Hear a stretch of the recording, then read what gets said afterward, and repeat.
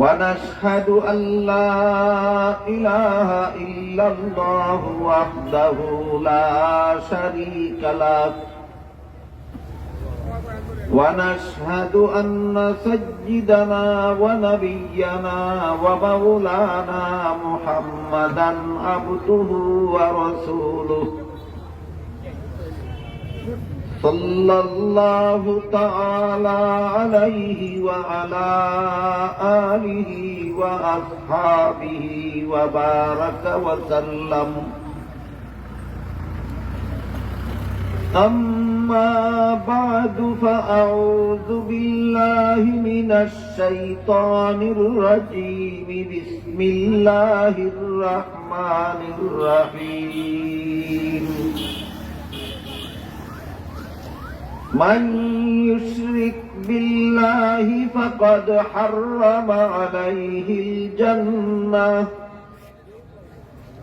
وقال رسول الله صلى الله عليه وسلم: أتاني آت من عند ربي فخيرني بين أن يدخل نصف أمتي الجنة وبين الشفاعة، فاخترت الشفاعة وهي لمن مات ولم يشرك بالله شيئا، أو كما قال عليه الصلاة والسلام. শ্রদ্ধেয় সভাপতি, হযরত উলামায়ে কেরাম, এলাকার সর্বস্তরের মুসলমান ভাইয়েরা আমার, আশপাশের বাড়িঘরে পর্দার আড়ালে বসা আমার মা ও বোনেরা,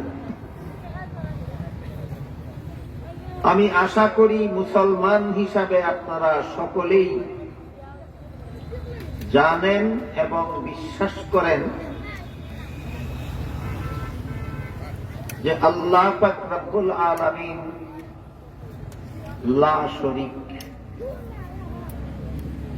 আল্লাহ লা শরীক, আল্লাহকে লা শরীক জানে না অথবা লা শরীক বিশ্বাস করে না এমন কেউ মুসলমান হতে পারে। দুনিয়ার যে কোনো যুগের, যে কোনো দেশের, যে কোনো সময়ের যে কোনো মুসলমান জীবন ভর এই বিশ্বাস পোষণ করে যে আল্লাহ আল্লাহ শরীক, আল্লাহর কোন শরীকদার নেই। যে সমস্ত কলেমা বিশ্বাস করার মাধ্যমে আমরা মুসলমান গণ্য হয়েছি, এর মধ্যে প্রথম কলেমা হল কলেমায়ে তাইয়্যিবা, লা ইলাহা ইল্লাল্লাহু লা ইলাহা ইল্লাল্লাহু মুহাম্মাদুর রাসূলুল্লাহ। লা ইলাহা ইল্লাল্লাহর অর্থ হলো আল্লাহ ছাড়া আর কোনো মাবুদ নাই। প্রথম কলিমার প্রথম অংশের অর্থ। ইসলামের দ্বিতীয় কলেমা হল কলেমায়ে শাহাদাত। এখানে প্রথম কলেমার কিছু ব্যাখ্যা করা হয়। সেখানে বলা হয়েছে আশহাদু আল্লা ইলাহা ইল্লাল্লাহু ওয়াহদাহু লা শারীকা লাহু, আমি সাক্ষ্য দিতেছি এক আল্লাহ ছাড়া আর কোন মাবুদ নাই, তিনি এক এবং তার কোন শরীক নাই। আল্লাহ একজন, মাবুদ একজন, তার কোন শরীকদার নাই। এই লা শরীক আল্লাহর দাওয়াত দেওয়ার জন্যই আল্লাহ আদম আলাইহিস সালাম থেকে নিয়ে মুহাম্মদুর রাসূলুল্লাহ সাল্লাল্লাহু আলাইহি ওয়াসাল্লাম পর্যন্ত লক্ষাধিক নবী রাসূল দুনিয়াতে পাঠাইছেন দুনিয়ার মানুষকে লা শরীক আল্লাহর ইবাদত করার। এক হাদিসে উল্লেখ আছে, রাসূল করিম সাল্লাল্লাহু আলাইহি ওয়াসাল্লাম একজন সাহাবীকে জিজ্ঞাসা করেন, তুমি কি জানো বান্দার কাছে আল্লাহর কি হক আছে, কি প্রাপ্য আছে? আর আল্লাহর কাছে বান্দার কি পাওনা আছে? সাহাবী বলেন, রাসূল আমি জানি না, আপনি আমাকে শিক্ষা দিন। তখন রাসূল বলেন, বান্দার কাছে আল্লাহর পাওনা হইল দুইটা জিনিস। এক নম্বর পাওনা হইল বান্দা আল্লাহকে লা শরীক বিশ্বাস করবে। সমস্ত বান্দাদের কাছে আল্লাহর দুইটা পাওনা আছে। এক নম্বর পাওনা আল্লাহকে বলেন কি বিশ্বাস করবে? হ্যাঁ, লা শরীক, আল্লাহকে লা শরীক বিশ্বাস করবে। দুই নম্বর পাওনা হইল আল্লাহর ইবাদত করবে। ইবাদত করার জন্যই তোমাদেরকে মানুষ বানানো। ইসলামের তৃতীয় কলেমার নাম হইল ইমানে মুজমাল। ইমানে মুজমালে বলা হয়েছে আমানতু বিল্লাহি কামা হুয়া বিআসমাইহি ওয়া সিফাতিহি। আমি আল্লাহকে বিশ্বাস করলাম, যেভাবে আছেন আল্লাহ সেভাবে। আল্লাহ কিভাবে আছেন আমি জানি না, কারণ আল্লাহ কিভাবে আছেন, কোথায় আছেন, এগুলি যদি মানুষের জানার মতো ক্ষমতা রাখত, তাই তো মানুষ নিজের জ্ঞানের দ্বারাই আল্লাহকে বিশ্বাস করতে পারে। আল্লাহ কখন থেকে কোথায় কি অবস্থায় আছেন এটা বোঝার মতো জ্ঞান মানুষের না থাকার কারণে আল্লাহ নবী রাসূল পাঠাইয়া মানুষকে আল্লাহ সম্পর্কে ধারণা পরিষ্কার করে। আল্লাহ সম্পর্কে যে সমস্ত পরিষ্কার ধারণা আমরা নবী রাসূলের কাছ থেকে শিখতে পেরেছি, এর মধ্যে একটা হলো আল্লাহর শুরু নাই। জগতের সবকিছুরই একটা না একটা শুরু আছে। চন্দ্র যেদিন আল্লাহ বানাইছেন এদিন থেকে চন্দ্র শুরু হইল। সূর্য আল্লাহ যেদিন থেকে বানাইছেন সেদিন থেকে সূর্য শুরু হইল। আসমান যেদিন থেকে বানাইছেন সেদিন থেকে আসমান শুরু হইল। যেদিন থেকে মানুষ বানাইছেন সেদিন থেকে মানুষ শুরু হইল। কিন্তু আল্লাহ পাক রব্বুল আলামিনের শুরু নাই। আল্লাহর যে শুরু নাই এই কথাটা কি আমরা নিজেদের বিবেক বুদ্ধির দ্বারা জানতে পারছি না নবী রাসূলগণের মাধ্যমে? হ্যাঁ, নবী রাসূলগণের। আল্লাহর ব্যাপার, পরকালের ব্যাপার, বেহেশত লোকের ব্যাপার, কবর জগতের ব্যাপার মানুষ মাথা খাটাইয়া, নিজের মাথা ঘামাইয়া, জ্ঞান খাটাইয়া জানার ক্ষমতাই রাখে। এই জন্য এই বিষয়গুলি মানুষকে জানাইয়া দেওয়ার জন্য আল্লাহ সরাসরি আল্লাহর পক্ষ থেকে নবী রাসূল। এই জন্য ইমানে মুজমালের শুরুতে বলা হয়েছে আমানতু বিল্লাহি কামা হুয়া। আমি আল্লাহর উপর বিশ্বাস স্থাপন করলাম। আল্লাহ কেমন, যেমন আছেন তেমন। আল্লাহ কেমন আমি জানি না, যেমন আছেন তেমন। দুনিয়ার জীবনে কেউ চর্মচোখে আল্লাহকে দেখার সুযোগ পাবে না। এটা আর এক বিরাট রহস্যের কথা, সব মুসলমানের জানা দরকার। আল্লাহকে দেখার জন্য চোখে যে পরিমাণ পাওয়ার থাকা দরকার, আল্লাহ ইচ্ছা করেই দুনিয়ার জীবনে কোনো মানুষের চোখে ওই পরিমাণ পাওয়ার দেন না। এই কারণে দুনিয়ার জীবনে কেউ আল্লাহকে দেখতে পাবে দেন না। কেন? দিলেই তো দেখবে। দিলেন না, দিলেন না এই জন্য যে তোমার চোখে দুনিয়ার জীবনে আল্লাহকে দেখার মতো পাওয়ার দিলে তো তুমি আল্লাহকে দেখবে, তখন তোমার ইমানটাই কবুল হবে। আল্লাহ দেখে ইমান আনলে ইমান কবুল হয়। এই জন্য আল্লাহকে দেখার মতো পাওয়ার দুনিয়ার জীবনে মানুষের চোখে আল্লাহ দেন না, তার ইমানটা কবুল হওয়ার যোগ্য হল। বুঝে থাকলে বলেন তো, আল্লাহ যে দুনিয়ার জীবনে আমার চোখে আল্লাহকে দেখার পাওয়ার দিলেন না, যে কারণে আমি আল্লাহকে দেখি না, এটা না দিয়া কি আল্লাহ আমাকে ঠগাইলেন না ইমান কবুল হওয়ার ব্যবস্থা করলেন? এই কথাটা কি সব মুসলমানের জানা দরকার না?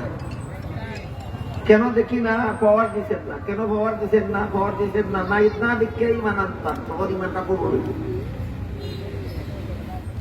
পরকালের জীবনে আল্লাহ সমস্ত মুমিন বান্দাদের চোখে আল্লাহকে দেখার মতো পাওয়ার দিলেন। তখন সমস্ত মুমিন বান্দারা পরকালে আল্লাহকে পূর্ণিমার চন্দ্রের চেয়েও আরো বেশি পরিষ্কার ভাবে দেখতে পাবে। তখন বুঝবে আল্লাহ কেমন। দুনিয়ার জীবনে আল্লাহ কেমন আমি জানি না, এই জন্য আমানতু বিল্লাহি কামা হুয়া, আমি আল্লাহ বিশ্বাস করলাম কেমন তিনি আছেন, যেমন তিনি যেমন আছেন আমি তেমনই বিশ্বাস করব। এর বেশি ব্যাখ্যা বিশ্লেষণের দরকার নাই। আল্লাহ কেমন ভালো করে বুঝবে পরকালে দেখতে পারে। কিন্তু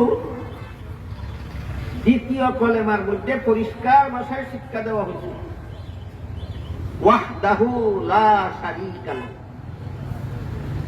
আল্লাহ একজন, আল্লাহর কোন শরীক নাই। এই লা ইলাহা ইল্লাল্লাহর দাওয়াত সমস্ত নবী রাসূলগণ যার যার উম্মতকে দিয়েছেন। এক আল্লাহ ছাড়া কোনো মাবুদ নাই, এক আল্লাহ ছাড়া কোনো মাবুদ নাই, এক আল্লাহ ছাড়া কোনো মাবুদ নাই। হযরত মুসা আলাইহিস সালাম আল্লাহর কাছে আবেদন করেছিলেন, হে আল্লাহ, আমি নবী হিসাবে আমাকে স্পেশাল একটা জিকির শিক্ষা দিন। আল্লাহ বলেন, মুসা আলাইহিস সালামকে বললেন, তুমি লা ইলাহা ইল্লাল্লাহর জিকির করো। মুসা আলাইহিস সালাম বললেন, এই জিকির তো সমস্ত মুমিন মুসলমানেরাই করে, আমি নবী হিসাবে আলাদা জিকির কি পেলাম? আল্লাহ মুসা আলাইহিস সালামকে বললেন, মুসা নবী, 7 আসমান 7 জমিন যদি এক পাল্লায় তোলা হয় আর আমার লা ইলাহা ইল্লাল্লাহ যদি আরেক পাল্লায় তোলা হয়, 7 আসমান 7 জমিনের পাল্লা হালকা হবে, লা ইলাহা ইল্লাল্লাহর পাল্লা ভারী হবে। কি লা ইলাহা ইল্লাল্লাহর অর্থ? আল্লাহ ছাড়া আর কোন, আল্লাহর সত্তার মতো কোন সত্তাও নাই, আল্লাহর গুণের মতো কোন গুণ হওয়ার কারণ নাই। আল্লাহ যত কাজ করতে পারেন এই কাজগুলিও আর কেউ করতে পারে। আল্লাহ লা শরীক, আল্লাহর কোন শরীকদার নাই। আল্লাহর লা শরীক বিশ্বাস করার নাম হইল তাওহীদ, একত্ববাদ। একত্ববাদের মর্ম হইল আল্লাহকে লা শরীক বিশ্বাস। তাওহীদ শব্দের বাংলা অর্থ একত্ববাদ, এর সরল অর্থ হইল আল্লাহকে লা শরীক বিশ্বাস করা, আল্লাহর কোন শরীকদার নাই। আল্লাহর অস্তিত্বের মধ্যেও কোন শরীকদার নাই, আল্লাহর গুণের মধ্যেও কোন শরীকদার নাই, আল্লাহর কাজের মধ্যেও কোন শরীকদার নাই। অস্তিত্বের বেলায়ও আল্লাহ লা শরীক, গুণের বেলায়ও আল্লাহ লা শরীক, কাজের বেলায়ও আল্লাহ লা শরীক। অস্তিত্বের বেলায় লা শরীক কিভাবে একটু বোঝার চেষ্টা করি। একটু আগেই বলেছি, আপনারাও বিশ্বাস করেন আশা করি, যে আল্লাহর কোনো শুরু নাই, আল্লাহর কোনো শুরু নাই এবং শেষ নাই। আল্লাহর যে শুরু নাই শেষ নাই, তাহলে আসমান জমিন চন্দ্র সূর্য গ্রহ নক্ষত্র মানব দানব জিন ফিরিস্তা পাহাড় সাগর সবকিছু সৃষ্টি করার আগেও আল্লাহ ছিলেন। সবকিছু সৃষ্টি করার আগেও আল্লাহ ছিলেন। স্থান বলতে কোনো কিছু ছিল না, না জমিন ছিল, না আসমান ছিল, না পাতাল ছিল, না আরশ ছিল, না সাগর ছিল, না পাহাড় ছিল, না চন্দ্র সূর্য ছিল, না গ্রহ নক্ষত্র ছিল, কিচ্ছুই ছিল না। তখন আল্লাহ ছিল। কিন্তু আমরা প্রথমে বাবার পৌরসে ছিলাম, সেখান থেকে মায়ের গর্ভে গেল, মায়ের গর্ভ থেকে ভূমিষ্ঠ হয়ে পৃথিবীতে আসলাম, পৃথিবীর থেকে বিদায় হয়ে কবরে যাব। কবরে যাবেন না কেউ? কবরে যাব। কবর থেকে জীবিত হয়ে হাসরের মাঠে দাঁড়াবো। সেখান থেকে পুলসিরাত পার হতে পারলে জান্নাতে, না পারলে জাহান্নামে যেতে হবে। হাসরের মাঠ থেকে সারা দুনিয়ার সমস্ত মানুষ দুই ভাগে ভাগ হয়ে যাবে। একদল যারা পুলসিরাত পার হতে পারবে তারা জান্নাতে পৌঁছে যাবে, আরেক দল যারা পুলসিরাত পার হতে পারবে না তারা জাহান্নামে পড়ে যাবে। বলেন তো, এক সময় বাবার ঔরসে ছিলাম, বাবার পিঠের মধ্যে ছিলাম, এটা একটা স্থান। সেখান থেকে মায়ের পেটে আসলাম, এটা আরেকটা স্থান। সেখান থেকে দুনিয়াতে আসলাম, এটা আরেকটা স্থান। এখান থেকে কবরে যাব, কবর কোন স্থান না, স্থান। কবর থেকে জীবিত হয়ে হাসরের মাঠে দাঁড়াবো, এটা কোন স্থান না, স্থান। হাসরের মাঠ থেকে পুলসিরাত পার হয়ে আল্লাহ যদি দয়া করে জান্নাতে পৌঁছে যাব, ওইটা কোন স্থান না। আমরা যে কোনো সময় যে কোনো অবস্থায় থাকি একটা স্থানে থাকি, আল্লাহ কোন সময় কোন স্থানে থাকেন না। আমিও একটা স্থানে থাকি, আল্লাহ যদি আরেকটা স্থানে থাকেন, তাহলে আমি যেমন থাকার জন্য স্থানের মুখাপেক্ষী হয়ে গেলাম, আল্লাহ থাকার জন্য একটা স্থানের মুখাপেক্ষী হয়ে গেল। তখন আল্লাহকে আর অমুখাপেক্ষী মানা হইল। আল্লাহ পবিত্র কোরআনের খুব ছোট্ট একটি সূরার নাম সূরা ইখলাস। এই সূরার মধ্যে বলেন আল্লাহুস সামাদ, আল্লাহ অমুখাপেক্ষী। বাংলা বলেন তো, অমুখাপেক্ষী মানে আল্লাহ কোন কিছুর মুখাপেক্ষী। কাজে আপনি যদি বললেন আল্লাহ অমুক স্থানে আছেন, তাহলে ওই স্থানের মুখাপেক্ষী বানিয়ে দেবেন। আল্লাহ অমুখাপেক্ষী, এই জন্য স্থান সৃষ্টি করার আগে যেভাবে আল্লাহ কোন স্থানে ছিলেন না, স্থান সৃষ্টি করার পরেও আল্লাহ কোন স্থানে অবস্থান করেন না, ভবিষ্যতে অনন্তকাল পর্যন্ত আল্লাহ কোন স্থানে অবস্থান করেন। এগুলি আক্কেল, বুদ্ধি, জ্ঞান, বিবেকের দ্বারা বোঝার ব্যাপার না, নবী রাসূলের মাধ্যমে আমরা জানতে পারছি। হ্যাঁ, জ্ঞান খাটাইয়া বোঝার উপায় নেই। যেসব বিষয় মানুষ আক্কেল বুদ্ধি খাটাইয়া বুঝবার ক্ষমতা রাখে না, ওইসব বিষয় জানার নেই জন্য আল্লাহ নবী রাসূল বলেন। তবে আল্লাহ কোরআনের বিভিন্ন আয়াতে বলেছেন আমি সমস্ত বান্দাদের সাথে সাথে আছি, তোমাদের যে যখন যেখানে থাকো আমি তার সাথে তখন সেখানেই থাকি। কোন তিন ব্যক্তি যদি কোথাও কানে কানে কথা বলে আমি তাদের কাছেও থাকি।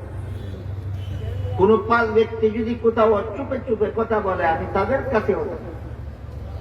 তিন ব্যক্তির কম ব্যক্তি যেখানে থাকে আমি আল্লাহ সেখানেও থাকি। পাঁচ ব্যক্তির বেশি ব্যক্তি যেখানে থাকে আমি আল্লাহ সেখানেও থাকি। এখানে ওখানে সেখানে এগুলি তো স্থান। আমরা তো বুঝলাম আল্লাহ কোন স্থানে থাকেন না, দিলে এখানে ওখানে সেখানে কেমনে থাকেন? এই প্রশ্নের জবাব হইল আল্লাহ যে এখানে থাকেন ওখানে থাকেন সেখানে থাকেন, বান্দা যখন যেখানে থাকেন তার সাথে সেখানেই থাকে, তখন সেখানেই থাকেন। এটা আল্লাহ সত্তাগত ভাবে থাকেন বলা হয়েছে না, গুণগত ভাবে থাকেন। আল্লাহর গুণ জগতের সর্বত্র বিরাজমান। আল্লাহর গুণ জগতের সর্বত্র বিরাজমান। আল্লাহর গুণগুলির মধ্যে একটা গুণ হইল আল্লাহর ক্ষমতা।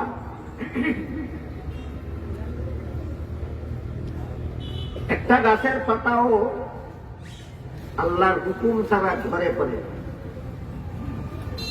একটা গাছের কুড়ি আল্লাহর হুকুম ছাড়া পাতা হয় না। আপনারা কি মনে করেন? আল্লাহর হুকুম ছাড়া গাছের আগায় কুড়ি হয় না আল্লাহর হুকুমে হয়? গাছের কুড়ি পাতা হয় এমনি নিজে নিজেই না আল্লাহর হুকুমে? গাছের পাতা গাছ থেকে ঝরে পড়ে আল্লাহর হুকুমে। প্রতিটি গাছের পাতায় পাতায়, প্রতিটি পাতার বটায় বটায় আল্লাহর ক্ষমতা বিরাজমান। আল্লাহর ক্ষমতাটা হইল আল্লাহর গুণ। সুতরাং আল্লাহ যে জগতের সর্বত্র বিরাজমান হাজির নাজির গুণগত ভাবে, কিন্তু অস্তিত্বগত ভাবে আল্লাহ জগৎ সৃষ্টির আগেও কোন স্থানে থাকতেন না, জগৎ সৃষ্টির পরেও কোন স্থানে অবস্থান করেন। গুণগত ভাবে আল্লাহ সব জায়গায় আছেন, সত্তাগত ভাবে আল্লাহ কোন জায়গায় থাকেন না, অতীতেও না, বর্তমানেও না, ভবিষ্যতেও না।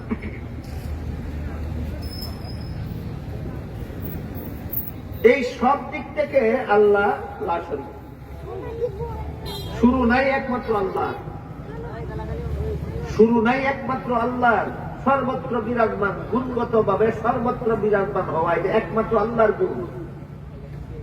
সত্তাগত ভাবে কোন স্থানে না থাকা এটা একমাত্র আল্লাহর গুণ।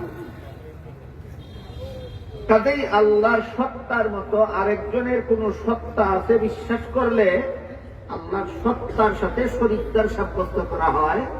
আল্লাহর গুণের মতো আরো কারো গুণ আছে বিশ্বাস করলে আল্লাহর গুণের সাথে আরেকজনকে শরীকদার সাব্যস্ত করতে করা হয়।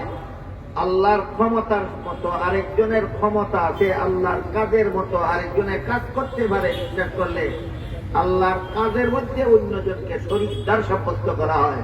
অথচ আমাদের ইসলামের দ্বিতীয় কলেমা বলে ওয়াহদাহু লা শারীকা লাহু, আল্লাহ এক, আল্লাহর গুণের মধ্যেও শরীকদার নাই, আল্লাহর সত্তার মধ্যেও শরীকদার নাই, আল্লাহর ক্ষমতার মধ্যেও শরীকদার নাই, আল্লাহর কাজের মধ্যেও শরীকদার নাই। সর্বাবস্থায় আল্লাহ লা শরীক, সর্বাবস্থায় আল্লাহ লা। সামনের কথাগুলি বোঝার জন্য আমরা এখানে তিনটা কথা মনে রাখি। একটা হলো আল্লাহ সত্তাগত ভাবে লা শরীক, আরেকটা হলো আল্লাহ গুণগত ভাবে লা শরীক, আরেকটা হলো কাদের বেলায়ও আল্লাহ লা শরীক। আল্লাহর সত্তার মতো আর কারো সত্তা নাই, আল্লাহর অস্তিত্বের মতো আর কারো অস্তিত্ব নাই, আরেকটা হলো আল্লাহর গুণের মতো আর কারো গুণ নাই, আরেকটা হলো আল্লাহর কাজের মতো আর কেউ কাজ করতে, আল্লাহ যে কাজ করতে পারেন সেই কাজ আর কেউ করতে পারে।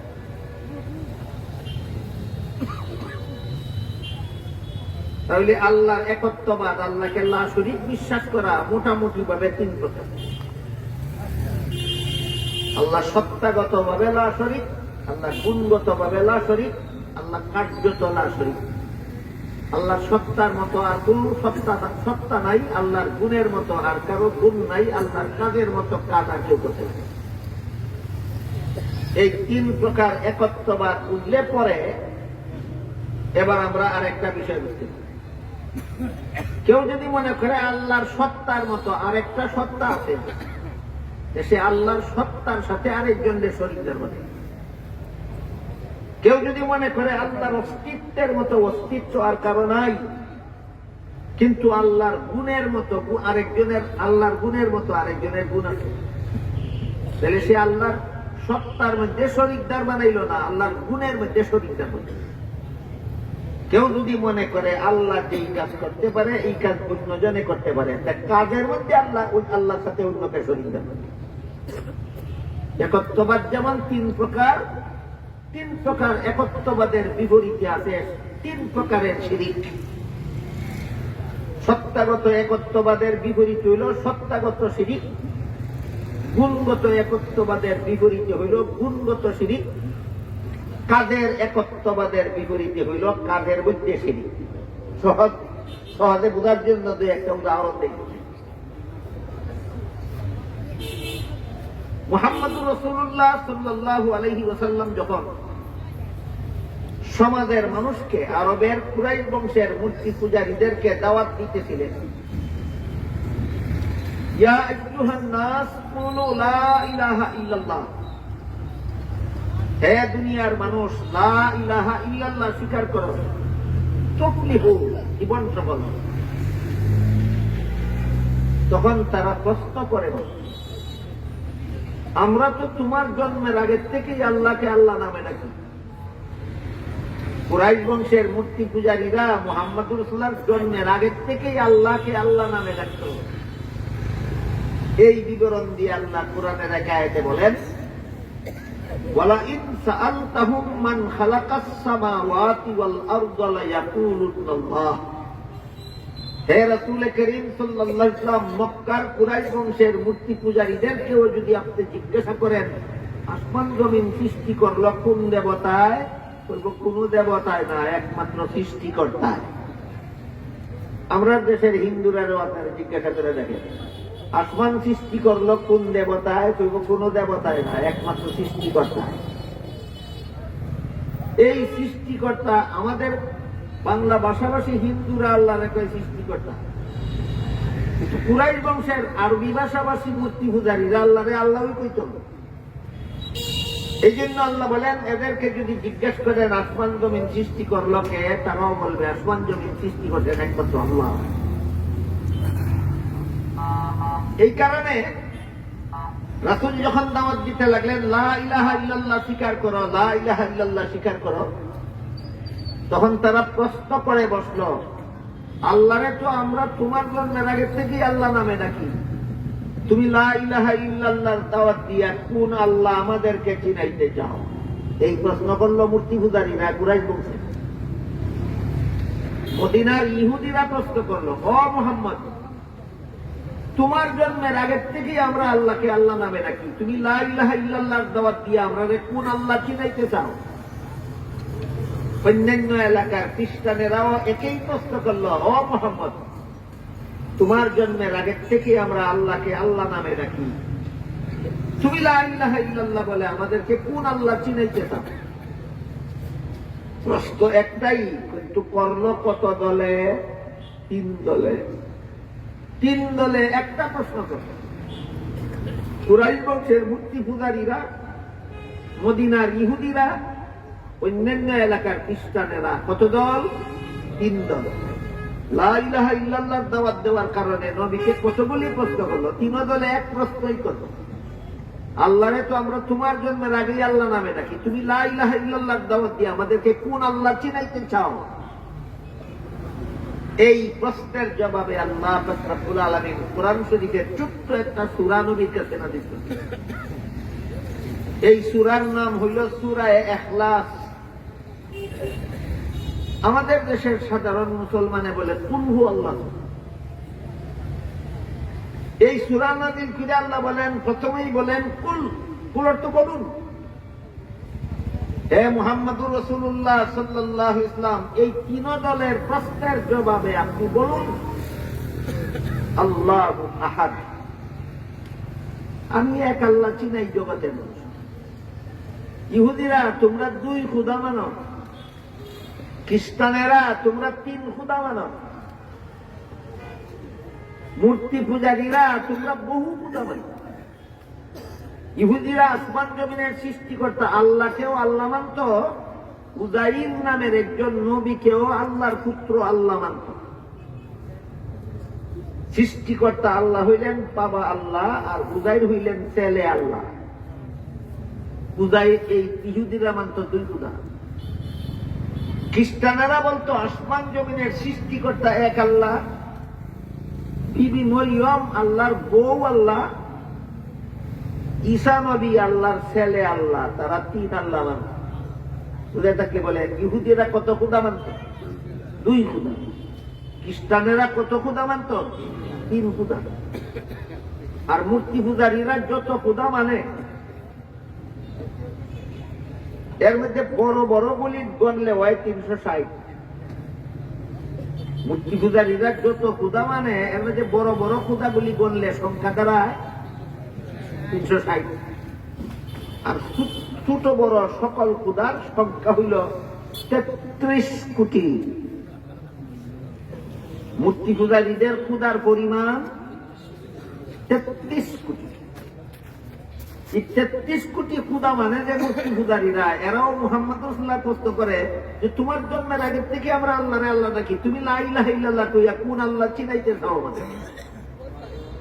যে খ্রিস্টানেরা 3 খোদা মানে, তারাও প্রশ্ন করলো আল্লাহরে তো তোমার জন্মের আগে থেকেই আমরা আল্লাহ নামে ডাকি, তুমি কোন আল্লাহ চিনাইতে চাও? যে ইহুদিরা 2 খোদা মানে, তারাও প্রশ্ন করলো তোমার জন্মের আগে থেকেই আমরা আল্লাহকে আল্লাহ মানি, তুমি লা ইলাহা ইল্লাল্লাহর দাওয়াত দিয়ে আমাদেরকে কোন আল্লাহ চিনাইতে চাও? জবাবে আল্লাহ বলেন কুল, তাদের প্রশ্নের জবাবে বলে দিন ও আল্লাহু আহাদ, তোমাদের আল্লাহ আর আমাদের আল্লাহ পার্থক্য হইল, তোমাদের এক দলের খুদার সংখ্যা 33 কোটি, আরেক দলের খুদার সংখ্যা 3 জন, আরেক দলের খুদার সংখ্যা 2 জন, আর আমি যে খুদার দাওয়াত দেই তিনি মাত্র একজন। এবার বলেন আল্লাহ কুলহু আল্লাহ সূরা নাযিল করে দুনিয়ার মুসলমানদেরকে যে শিক্ষা দিলেন, এই শিক্ষাটা বুঝে থাকলে বলুন, ইহুদিদের খুদা মানায় আর মুসলমানের খুদা মানায় কোনো বেশ কম নাই। খ্রিস্টানদের খুদা মানায় আর মুসলমানের খুদা মানায় কোনো বেশ কম নাই। মূর্তি পূজারীদের খুদা মানায় আর মুসলমানদের খুদা মানায় কোনো বেশ কম নাই। যারা 2 খুদা মানে এদের নাম হইল দ্বিত্ববাদী, যারা 3 খুদা মানে এদের নাম হইল তৃত্ববাদী, যারা বহু খুদা মানে তাদের নাম হইল বহুবাদী, আর যারা 1 খুদা মানে এদের পরিচয় হইল এরা একত্ববাদী। 4 দলে ওই আল্লাহ মানে, কিন্তু একদল বহুবাদী, একদল তৃত্ববাদী, একদল দ্বিত্ববাদী, একদল একত্ববাদী। একমাত্র একত্ববাদীরা আল্লাহরে লা শরীক মানে, তৃত্ববাদীরা দ্বিতীয় জনকে আল্লাহর শরীকদার বানায়, তৃত্ববাদীরা তৃতীয় জনকে আল্লাহর শরীকদার বানায়, বহুবাদীরা বহুদেব দেবীকে আল্লাহর শরীকদার বানায়। সুতরাং ইহুদিরাও আল্লাহরে শরীকদার বানাইয়া মানে, খ্রিস্টানেরাও আল্লাহ মানে শরীকদার বানাইয়া, মূর্তি পূজারীরাও আল্লাহ মানে শরীকদার বানাইয়া, একমাত্র মুসলমান আল্লাহ মানে লা শরীক। এই লা শরীক আল্লাহ মানার নাম একত্ববাদ। এটা জাহান্নাম থেকে বাঁচার 1 নম্বর শর্ত।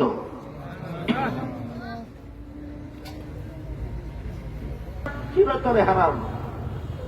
আল্লাহর সাথে অনেকজনকে শরীকদার বানাইলে আল্লাহর জান্নাত চিরতরে হারাম। এই কথাটা পরিষ্কার ভাষায় ঘোষণা দিয়ে আল্লাহ কোরআনে বলেন, মান ইউশরিক বিল্লাহি ফাকাদ হাররামা আলাইহিল জান্নাহ। আল্লাহর সাথে যারা শরীকদার বানায় এদের জন্য আল্লাহর জান্নাত চিরতরে হারাম।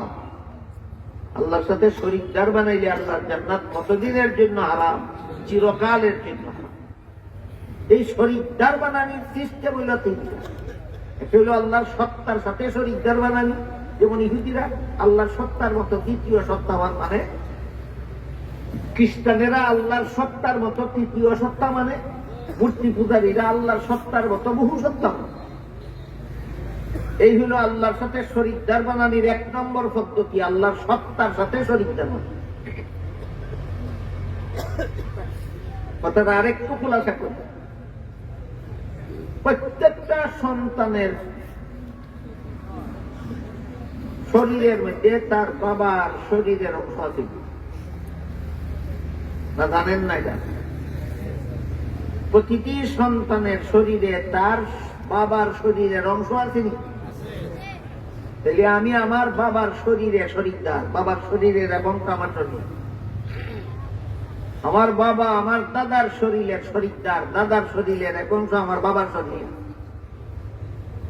এইভাবে দুনিয়াতে যত পিতা পুত্র আছে, যত জন্মদাতা আছে আর যত সন্তান আছে, প্রত্যেকের অস্তিত্বের মধ্যে আরেকজন শরীকদার। পিতার শরীরের অংশ ছেলের মধ্যে আছে, ছেলের শরীরের অংশ নাতির মধ্যে আছে। এভাবে প্রত্যেকটা জন্মদাতার শরীরের অংশ সন্তানের মধ্যে থাকে। তাহলে সন্তান হইল পিতার শরীকদার। খ্রিস্টানেরা যে ঈসা নবীরে আল্লাহর সন্তান কয়, জানেন না আপনারা? জানেন না? খ্রিস্টানেরা যে ঈসা আলাইহিস সালামকে আল্লাহর সন্তান কয়, সন্তান কইয়া আল্লাহর সত্তার মধ্যে ঈসা আলাইহিস সালামকে শরীকদার বানায়। এটা হল প্রথম পদ্ধতির শিরক, সত্তার মধ্যে শরীকদার বানায়।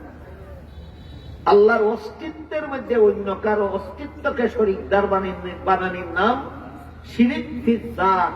আল্লাহর অস্তিত্বের মধ্যে শরীকদার সাব্যস্ত।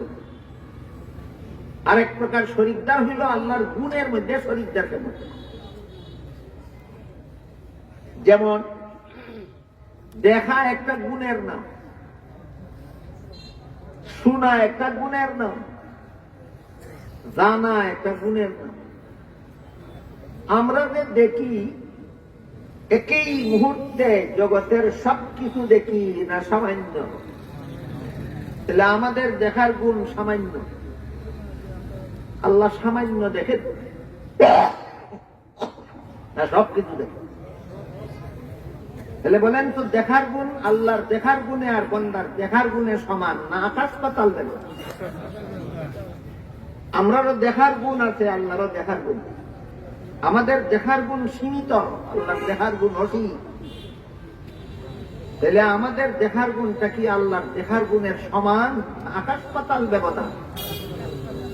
এখন যদি কেউ মনে করে আল্লাহ যা কিছু দেখে আমার ফিরে সব কিছু দেখে,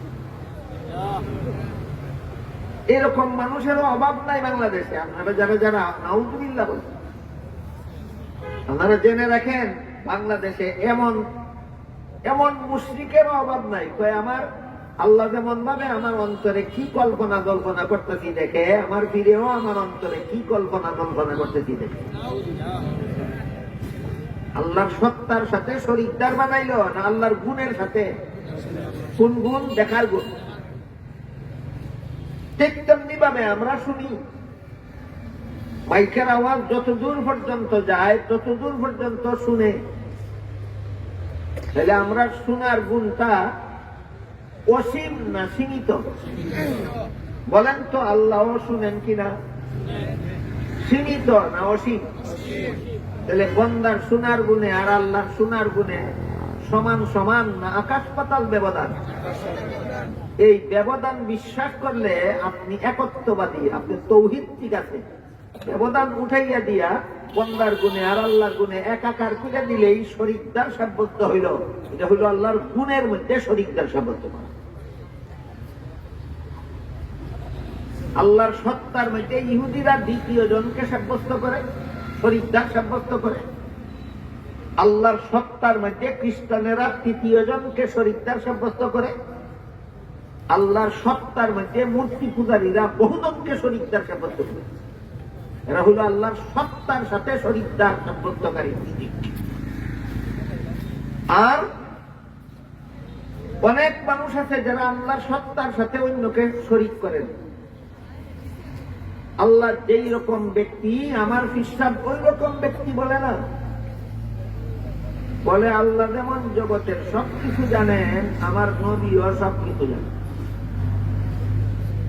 তাইলে নবীরে আল্লাহর জানার গুণের মধ্যে সমান বানানির বাকি কত?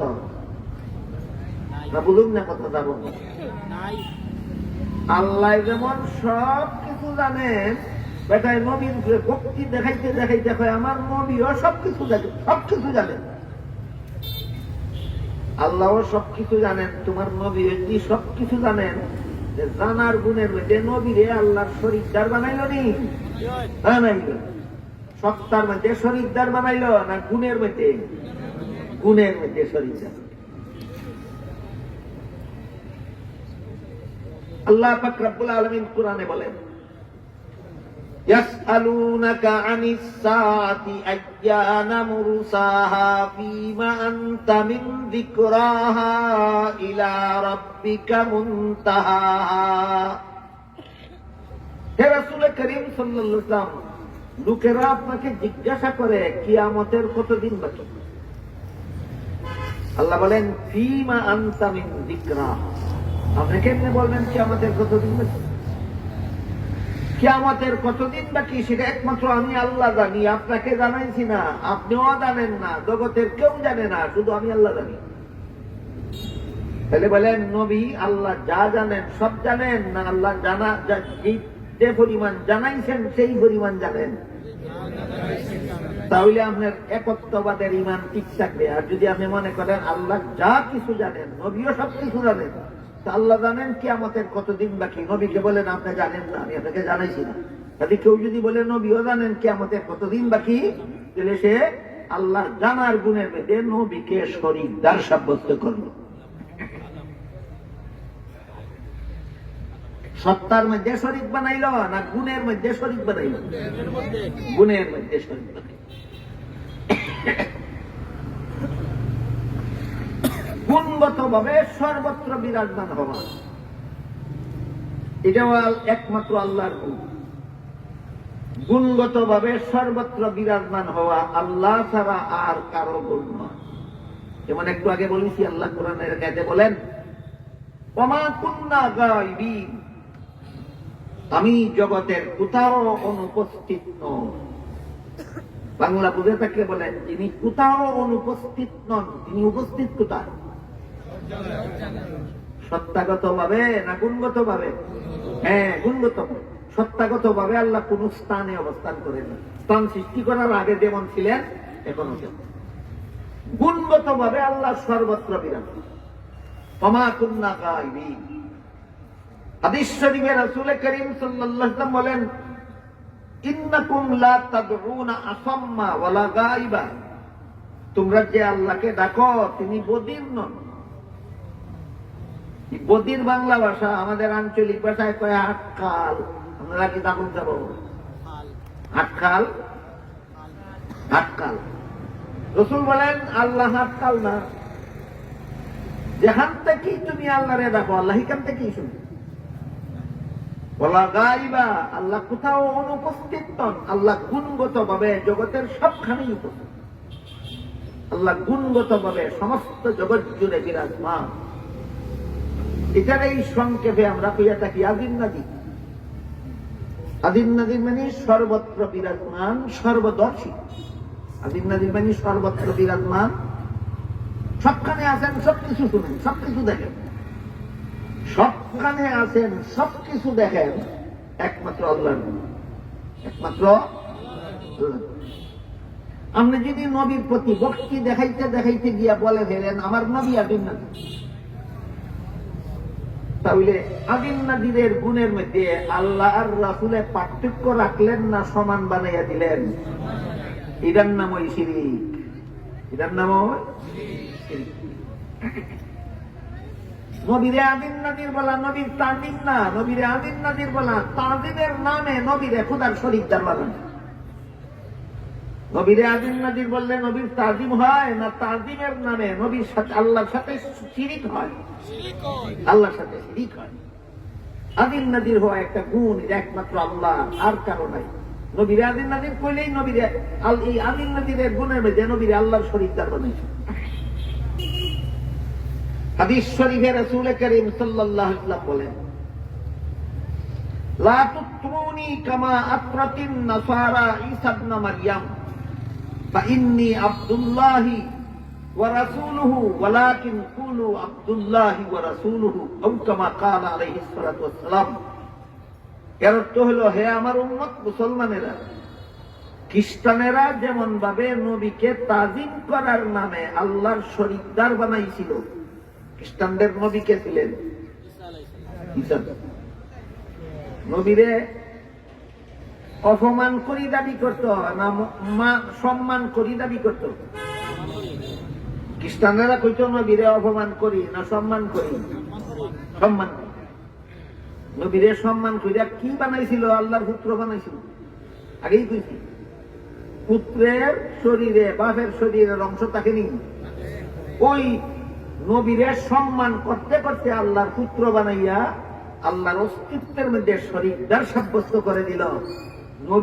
নবীকে যে সম্মান করলে আল্লাহর শরীকদার সাব্যস্ত হয়, এটা নবীর তাজিম না, এটা আল্লাহর সাথে শিরিক এবং নবীর সাথে চরম বেয়াদবি। এই কথাটা আজকাল অনেক মুসলমান, সাদা সিধা বালা বুলা মুসলমান বুঝে না। মনে করে নবীরে তাজিম দা করতে পারে। আর নবীর তাজিমের তো অভাব না। আমাদের নবীর মর্যাদার বিবরণে কোরআন হাদিস ভরপুর। এই সবগুলি বিবরণের সারমর্ম হইল, আল্লাহ আমাদের নবীকে সৃষ্টির শ্রেষ্ঠ মর্যাদা দান করেছে। আল্লাহ আমাদের নবীকে কি পরিমাণ মর্যাদা দিচ্ছেন? সৃষ্টির। তাই বলে আল্লাহ সমান বানাইয়া ফেলছে। নবীরে সৃষ্টির শ্রেষ্ঠ মানো, আল্লাহর সমান বানাইও না। সৃষ্টির শ্রেষ্ঠ মানলে তোমার সঠিকভাবে নবী মানা হইল, আল্লাহর সমান বানাইলে শরীকদার সাব্যস্ত করা হইল।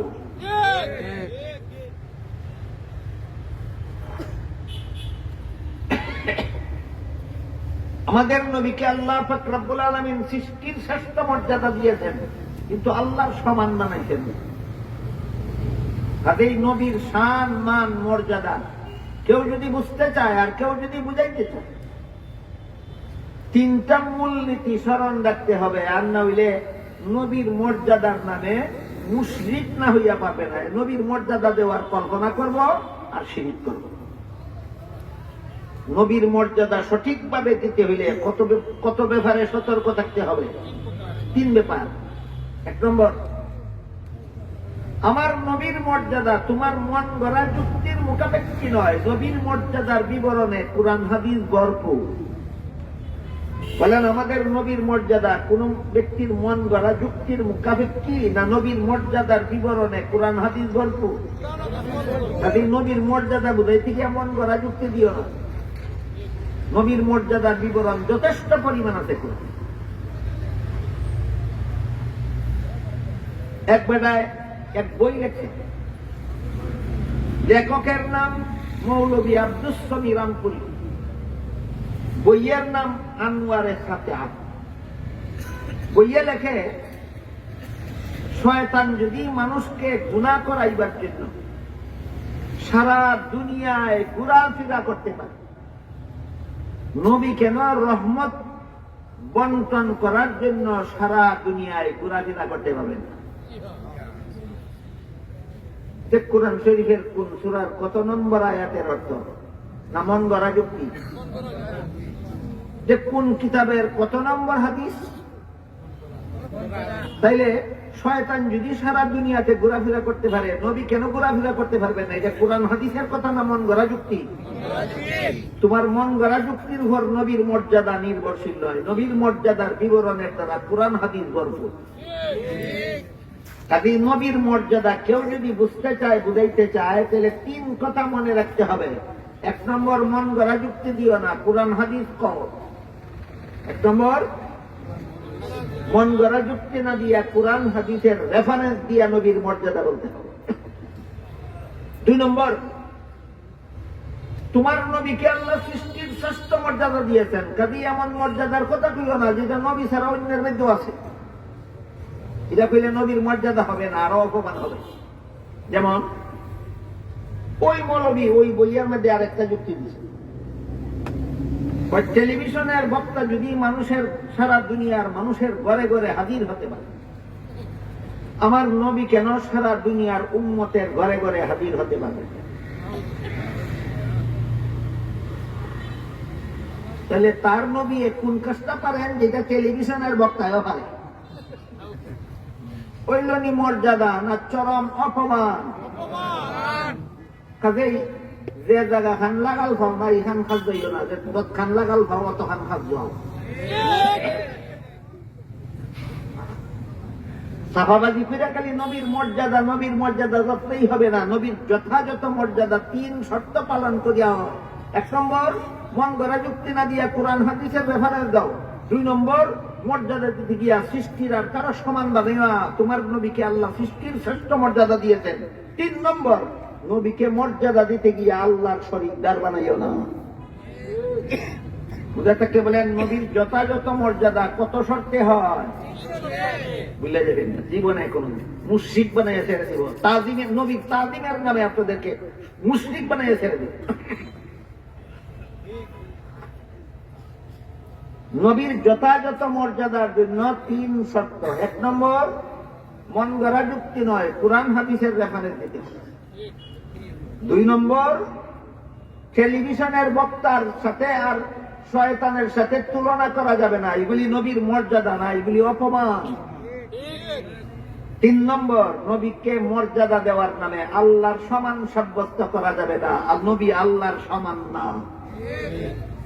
বলেন, নবীর যথাযথ মর্যাদা কত শর্তে হয়? এইগুলি আপনাদের না জানার থাকার কারণে সাফাবাদেরা সাফাবাজি করিয়া একদিকে নবীর আল্লাহর সমান বানাইয়া নবীর মর্যাদা বোঝায়, আর একদিকে নবীর টেলিভিশনের বক্তার সমান বানাইয়া নবীর মর্যাদা বোঝায়। এগুলি চাপাবাজি ছাড়া আর কিছু নয়।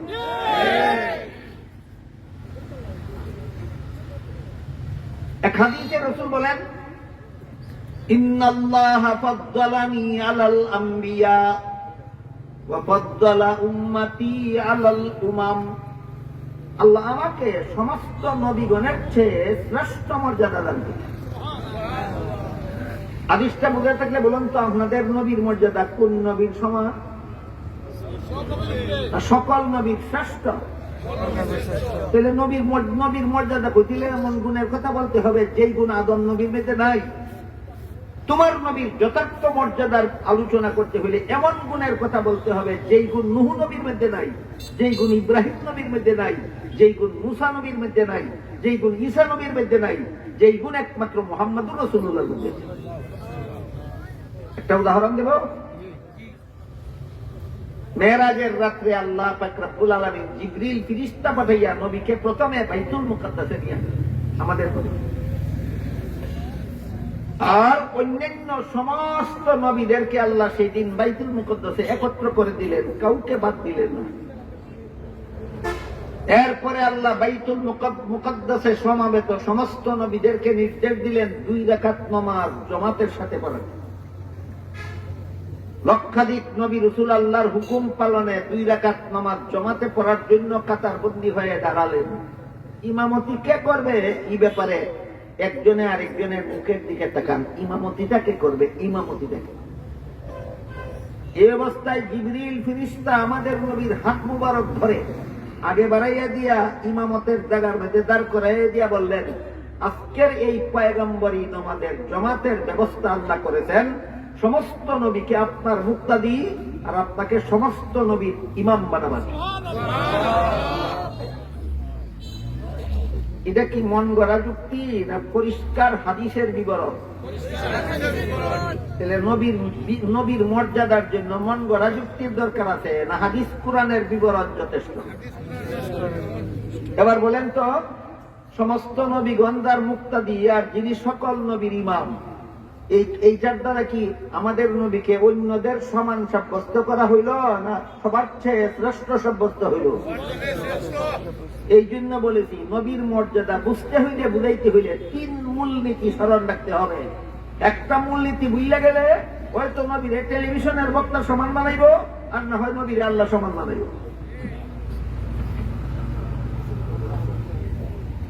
এই দান্দালিতেই আমাদের সমাজে চলছে। সাফাবাদী কইরা যুক্তি দিতে দিতে কোন সময় নবীরে শয়তানের সাথে তুলনা করে, কোন সময় টেলিভিশনের বক্তার সাথে তুলনা করে, আর কোন সময় নবীরে হাদিন নাদির।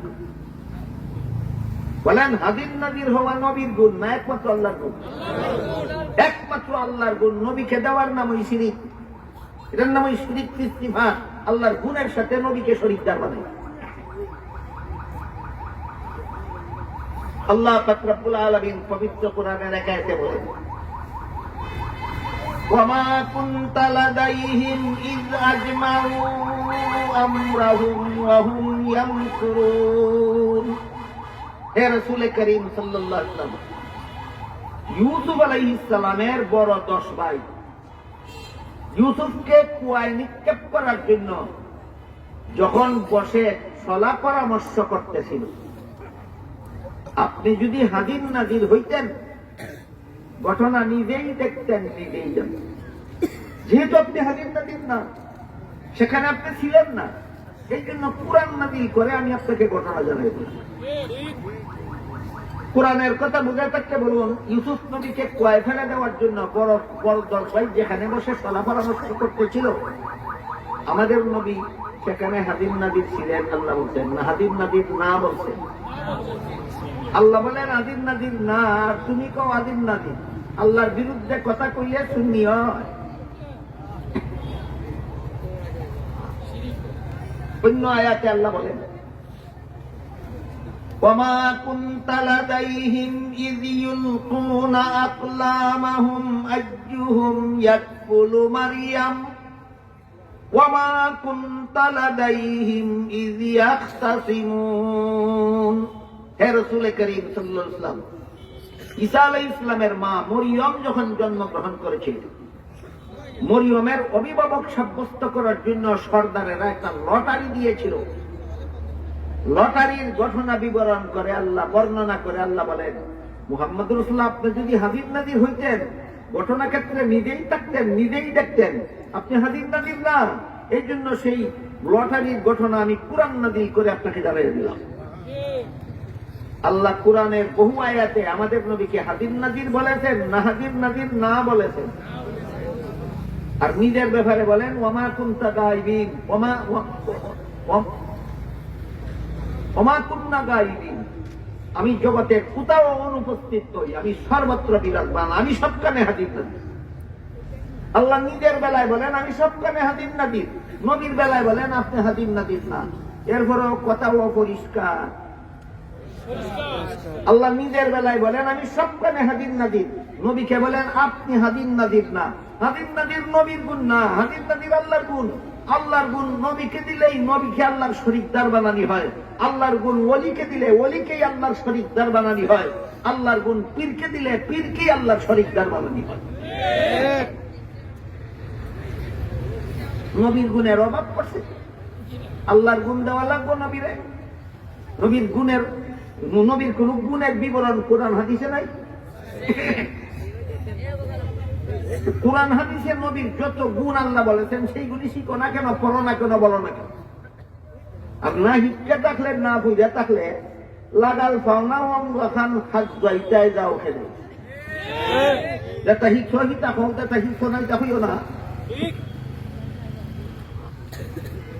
বুঝে থাকলে বলেন আপনাদের নবীকে মর্যাদা দিতে হইলে আল্লাহর সমান গুণে গুণী করতে হবে না, নবীর আলাদা গুণ যথেষ্ট আছে? আলাদা গুণ। কেউ যদি নবীরে আল্লাহর গুণে গুণান্বিত করে, নবীর আল্লাহর সাথে শরীক বানায়। কেউ যদি ওলিরে আল্লাহর গুণে গুণান্বিত করে, ওলিরে আল্লাহর শরীক বানায়। কেউ যদি নিজের পীরকে আল্লাহর গুণে গুণান্বিত করে, পীরকে আল্লাহর শরীক বানায়। এই গেল শরীকদার বানানির দ্বিতীয় পদ্ধতি, গুণের মধ্যে শরীকদার বানায়। তিন পদ্ধতিতে মানুষ আল্লাহর সাথে শরীকদার বানায়। একটা হলো সত্তার মধ্যে শরীকদার বানায়, আর একটা হলো গুণের মধ্যে শরীকদার বানায়, আর একটা হলো আল্লাহর কাজের মধ্যে শরীকদার বানায়। আল্লাহ এমন কতগুলি কাজ করেন যেগুলি আল্লাহ ছাড়া আর কেউ করতে পারে না। আল্লাহ এমন কতগুলি কাজ করেন যেগুলি আল্লাহ ছাড়া আর কেউ করতে পারে না।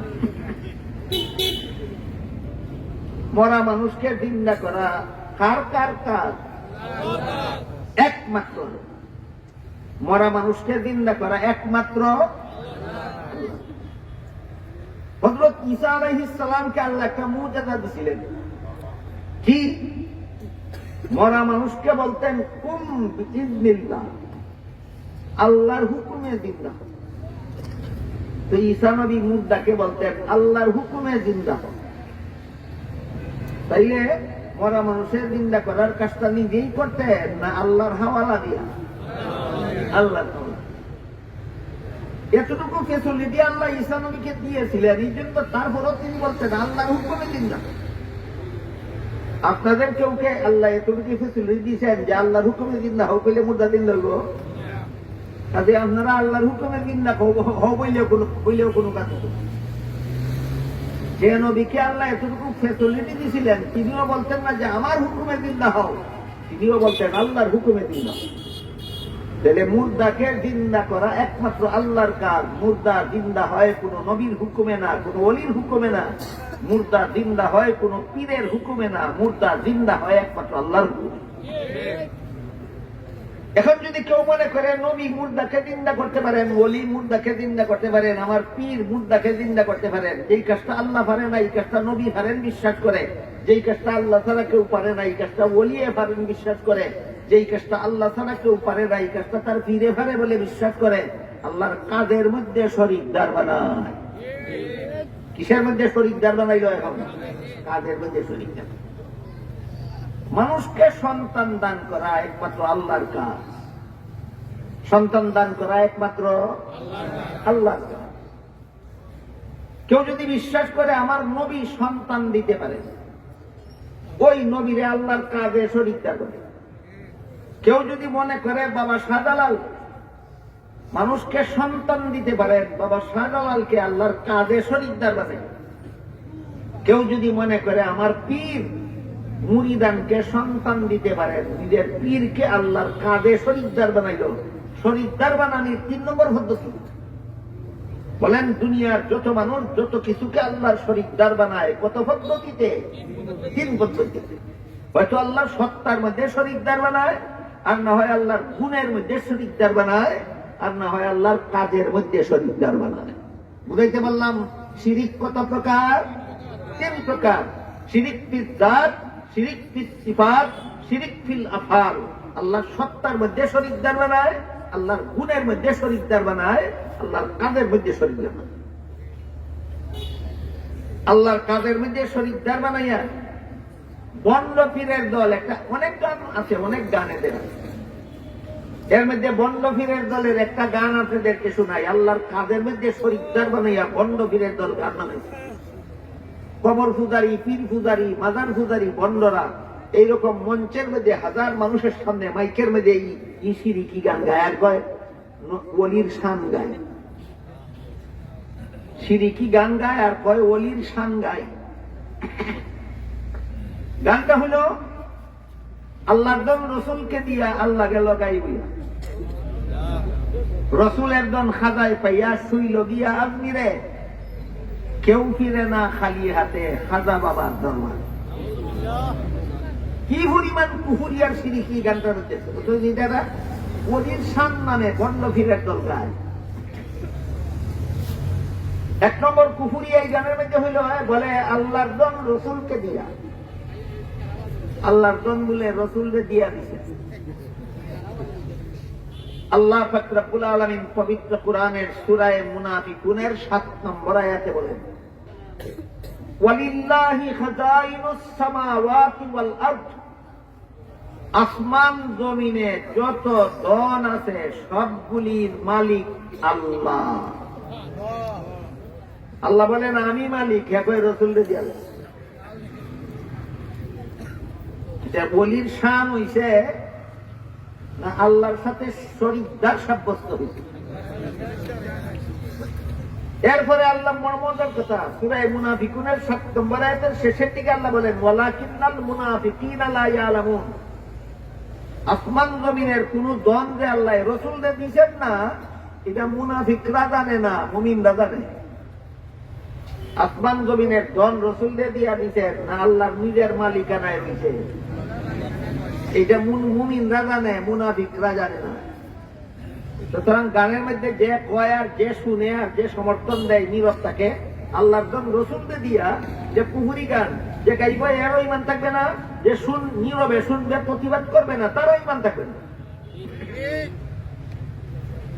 এরপরে কয় আল্লাহকে লগাই দিয়া রসুলের দন দিবার আগে আল্লাহ গাইবার চাইলেন।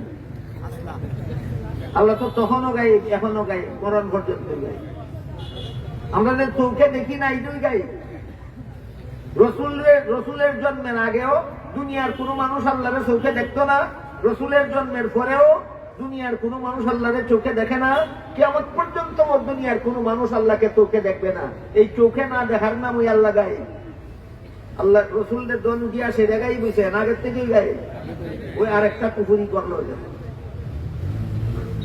বলেন আল্লাহ দন রসুলদের দিয়া গাই বুঝছেন, আগের থেকেই গাই। গাইবের ব্যাখ্যা কি? চোখে দেখা যায় না। গাইবের ব্যাখ্যা চোখে দেখা যায় না। রসুলের জন্মের আগেও দুনিয়ার মানুষ আল্লাহরে চোখে দেখছেন। এখনের যুগের মানুষ আল্লাহরে চোখে দেখে না, কিয়ামত পর্যন্ত দেখবে না। কেন দেখবে না? আমি আগে বলছি নাই। তাইলে আল্লাহ কি আজকে নয়া গাই না চিরকালই গাই? কিন্তু পরকালে আল্লাহ মানুষের চোখের আড়ালে গাই থাকবেন না, আগেই কইছি। পরকালে মুমিন বান্দাদের চোখে আল্লাহ পাওয়ার দিবেন, তখন সমস্ত মুমিন বান্দারা আল্লাহকে যেমন ভাবে হাদির নাদির বিশ্বাস করে তেমনি ভাবে হাদির নাদির দেখতেও পারবে। এই গেল কুফুরি গান, ওলির শানের নাম। আল্লাহর দন রসুলদের দিয়ে আল্লাহ গেল গাই। এরপরে কয় রসুলের দন খাজায় ভাইয়া। ওই রসুল কোন সময় দুনিয়ার থেকে বিদায় দিয়েছেন, তোর খাজার দিনে দায়িত্ব কোন সময়? শত শত বছর আগে গেছেন গা রসুল দুনিয়ার থেকে বিদায় হইয়া, আর শত শত বছর পরে আইলো খাজা দুনিয়ায়। এবার রসুলের লাগা ভাইলো কেন রসুলের দল লইয়া যায় তুই আজমিরে? ওই আর একটা কুকুর। এরপরে কয় রসুলের দল খাজায় পাইয়া শুইল গিয়া আজমিরে, কেউ ফিরে না খালি হাতে খাজা বাবার দরবার। খাজা মঈনুদ্দিন চিশতি রহমতুল্লাহি আলাইহির মাজার আছে ভারতের আজমিরে। ওইখানে খাজা বাবার মাজারে গিয়া যে সন্তান চায় খাজা বাবা তারে সন্তান দিতে পারে। যে গিয়া রোগ মুক্তি চায় খাজা বাবা তারে রোগ মুক্তি দিতে পারে। যে সুখ শান্তি চায় খাজা বাবা তারে সুখ শান্তি দিতে পারে। যে ধন সম্পদ চায় খাজা বাবা তারে ধন সম্পদ দিতে পারে। যে গুনামাপ চায় খাজা বাবা তারে গুনামাপ দিতে পারে। যে জাহান্নাম থেকে মুক্তি চায় খাজা বাবা তারে জাহান্নাম থেকে মুক্তি দিতে পারে। যে জান্নাত চায় খাজা বাবা তারে জান্নাত দিতে পারে। এই হলো কেউ ফিরে না খালি হাতে খাজা বাবার দরবারে গানের ব্যাখ্যা। বলেন খাজা বাবারে আল্লাহর অনেকগুলি কাজের মধ্যে শরীকদার বানাইল কিনা? এটা হল শরীকদার বানানির তৃতীয় পদ্ধতি। শরীকদার বানানি, আমার কথা বলি বুঝে থাকে বলুন, আল্লাহর সাথে কত পদ্ধতিতে মুশরিকরা শরীকদার বানায়। এক নম্বর আল্লাহর সত্তার সাথে শরীকদার বানায়। ইহুদিরা দ্বিতীয় জনরে শরীকদার বানাইছে, খ্রিস্টানেরা তৃতীয় জনরে শরীকদার বানাইছে, মূর্তি পূজারীরা বহু জনরে শরীকদার বানাইছে। এই জন্য ইহুদিদের নাম দ্বিত্ববাদী, খ্রিস্টানদের নাম কৃত্যবাদী, মূর্তি পূজারীদের নাম বহুবাদী। একমাত্র মুসলমান আল্লাহর সাথে আর কাউকে শরীকদার বানায় না। এই জন্য মুসলমানের নাম একত্ববাদী। সাইড দলের সাইড নাম মনে থাকবনি। আল্লাহর সাথে যারা যারা শরীকদার বানায় তিন পদ্ধতিতে বানায়। একদল আল্লাহর সত্তার সাথে শরীকদার বানাইয়া শিরিক করে, আরেক দল আল্লাহর গুণের সাথে শরীকদার বানায়, আরেক দলে আল্লাহর কাদের সাথে শরীকদার বানায়। আল্লাহর কাদের সাথে, যেই কাজ আল্লাহ ছাড়া কেউ করতে পারে না, এই কাজগুলো খাজা বাবাই করতে পারে। আল্লাহর কাদের সাথে শরীকদার বানানি শিরিকের কত নম্বর পদ্ধতি? 3 নম্বর পদ্ধতি। এই 3 পদ্ধতির যে কোনো পদ্ধতি যারা আল্লাহর সাথে শরীকদার বানায়, এদের ব্যাপারে আল্লাহ কোরআনে অনেক কথা বলেছেন। এর মধ্যে 1-2টা কথা আপনাদেরকে শুনি। আল্লাহকে এক আয়াতে বলেন, তুমি আল্লাহর সত্তার সাথে শরীকদার বানাও, চাই গুণের সাথে শরীকদার বানাও, চাই আল্লাহর কাজের সাথে শরীকদার বানাও। আল্লাহ বলেন, ইন্নাল্লাহা লা ইয়াগফিরু আন ইউশরাকা বিহি ওয়া ইয়াগফিরু মা দুনা যালিকা লিমান ইয়াশা। আল্লাহ সমস্ত গুনাহগারের সব গুনাহ মাফ করে দিবেন, কিন্তু আল্লাহর সাথে যারা শরীকদার বানায় এদের গুনাহ আল্লাহ কখনো মাফ করবেন না। শরীক বানানির নিম্নমানের যত গুনাহ, শরীক বানানির নিম্ন স্তরের যত গুনাহ আছে আল্লাহ সব গুনাহ মাফ করে দিবেন, কিন্তু আল্লাহর সাথে যারা শরীকদার বানায় এদেরকে আল্লাহ কখনো মাফ করবেন। আরেক আয়াতে বলেন, মান ইউশরিক বিল্লাহি ফাকাদ হাররামা আলাইহিল জান্নাহ। আল্লাহর সাথে যারা কোন পদ্ধতিতে শরীকদার বানায়, সত্তার সাথে বানাক অথবা গুণের মধ্যে বানাক অথবা কাজের মধ্যে বানাক, আল্লাহর সাথে 3 পদ্ধতির কোন পদ্ধতিতে যারা শরীকদার বানায়, আল্লাহ বলেন শরীকদার যারা বানায় এদের জন্য আমার জান্নাত চিরকালের জন্য হারাম। আল্লাহর সাথে যারা শরীকদার বানায় এদের জন্য আল্লাহর জান্নাত কতদিনের জন্য হারাম? চিরকালের জন্য। এই জন্য শিরিকের চেয়ে বড় কোন গুনাহ নাই। কোরআনের এক আয়াতে আল্লাহ পরিষ্কার ভাষায় বলেছেন, ইন্নাশ শিরকা লাযুলমুন আযীম। শিরিক গুনাহ, এর মানে হলো আল্লাহর সাথে শরীকদার বানানির গুনাহ। আল্লাহ বলেন আল্লাহর সাথে শরীকদার বানানির গুনাহটা হলো সবচেয়ে বড় জঘন্যতম গুনাহ। শরীকদার বানানির মতো এত জঘন্যতম কোন গুনাহ জগতে নেই। শরীকদার বানানি এত জঘন্য গুনাহ কেন? এটা বোঝার জন্য আমি 1-2টা উদাহরণ আপনাদেরকে দিব, শুনবেন? বলেন তো, একটা মানুষের বাপ কদর থাকে, তাহলে বাপ হওয়ার মধ্যে সন্তানের আর কোন বাপের মধ্যে কোন শরীকদার নেই। কি বলেন আপনারা? আমাকে জন্ম দেওয়ার মধ্যে আমার বাপের সাথে কোন শরীকদার নেই। কথা ঠিক আছে? আপনারা, আমি আমারটা কইলাম তা বল, আপনারা বুঝলাম। আপনারা জন্ম দেওয়ার মাঝে আপনার বাপের সাথে কোন শরীকদার নেই। কোন বেটায় যদি হয় বাপ আমার একজন ওই, কিন্তু আমার জন্ম দেওয়ার মধ্যে আরো 3 বেটা শরীক আছে, এরারে বাপ ডাকি না, বাপ এক বেটা। এমন একটা পুত্র যদি আপনারা পাই, এখন বাপ তুমিও তবে জন্ম দেওয়ার মেয়েদের আরো 3 বেটা শরীর আছে, এই কুলোটা পুত্ররে কি পরিমাণ সম্পদ দিবেন? বুঝি শুনি হোকা সম্পদ কি পরিমাণ দিবা? এই হারাম দাদারে কি বিন্দু মাত্র কোন সম্পদ বাপে দিব? কেন? যত অপরাধই ছেলে করে বাপের সব অপরাধ মাফ করে, কিন্তু জন্ম দেওয়ার মেয়েদের শরীরদার বানানির মতো অপরাধ কোন বাপে কোন ছেলেকে মাফ করতে পারে না। শিরিক গুনাহ এত জঘন্য কেন? এটা বোঝার একটা উদাহরণ দিলাম। আর একটা উদাহরণ দেব, এক মহিলায় তার স্বামীরে কর, স্বামী তুমি আমার একজন, তুমি একই আমার স্বামী, কিন্তু আমার শরীরটা বুক করার ব্যাপারে আরো 3 বেটার অধিকার আছে। শরীরটা উপভোগের ব্যাপারে স্বামীর সাথে 3 জনরা শরীর করলো নি। এমন একটা বউ যদি আপনারা কেউ পাই, এই বিধিটা 1 লাখ টাকার দেওয়ার দিবা কোথা না আলের ভাগুন ভিটো লাগাইবা? তুমি যদি স্বামী হইয়া বিবির সাথে মিলামিশা অন্য লোকের শরীরদারি সহ্য করতে পারো না, তুমি যদি বাবা হইয়া ছেলেকে জন্ম দেওয়ার কাজে অন্য পুরুষের শরীরদারি সহ্য করতে পারো না, আল্লাহ সৃষ্টিকর্তা হইয়া অন্য কেউকে আল্লাহর গুণের সাথে শরীরদার বানাইলে আল্লাহ কেমন করে সহ্য করতে পারে? এই জন্য আল্লাহ কোরআনে বলেন, ইন্না শিরকা লাযুলমুন আযীম, শিরিক গুনার চেয়ে জঘন্যতম কোন গুনাহ জগতে না। এবার শিরিক গুনাহ সম্পর্কে হাদিস শরীফে আল্লাহ রাসূল বলেন, আতানি আতিম মিন ইনদি রাব্বি ফাখায়্যারানি বাইনা আন ইয়াদখুলা নিসফু উম্মতি আল জান্নাতা ওয়া বাইনা আশ-শাফাআহ ফাখতারতু আশ-শাফাআতা ওয়া হিয়া লিমান মাতা ওয়া লাম ইউশরিক বিল্লাহি শাইআ। হাদিসের অর্থ হলো আল্লাহ রাসূল বলেন, আল্লাহ 2টা প্রস্তাব দিয়ে আমার কাছে ফেরেশতা পাঠাইছে। কটা প্রস্তাব? 2টা প্রস্তাবের কোন একটা গ্রহণ করতে পারবেন, একসাথে 2টা গ্রহণ করার সুযোগ নেই। উনি দেখলে হোকল প্রস্তাব যে 2টা দিয়ে পাঠালে একসাথে 2টা গ্রহণ করার মতো না, যে কোনো একটা।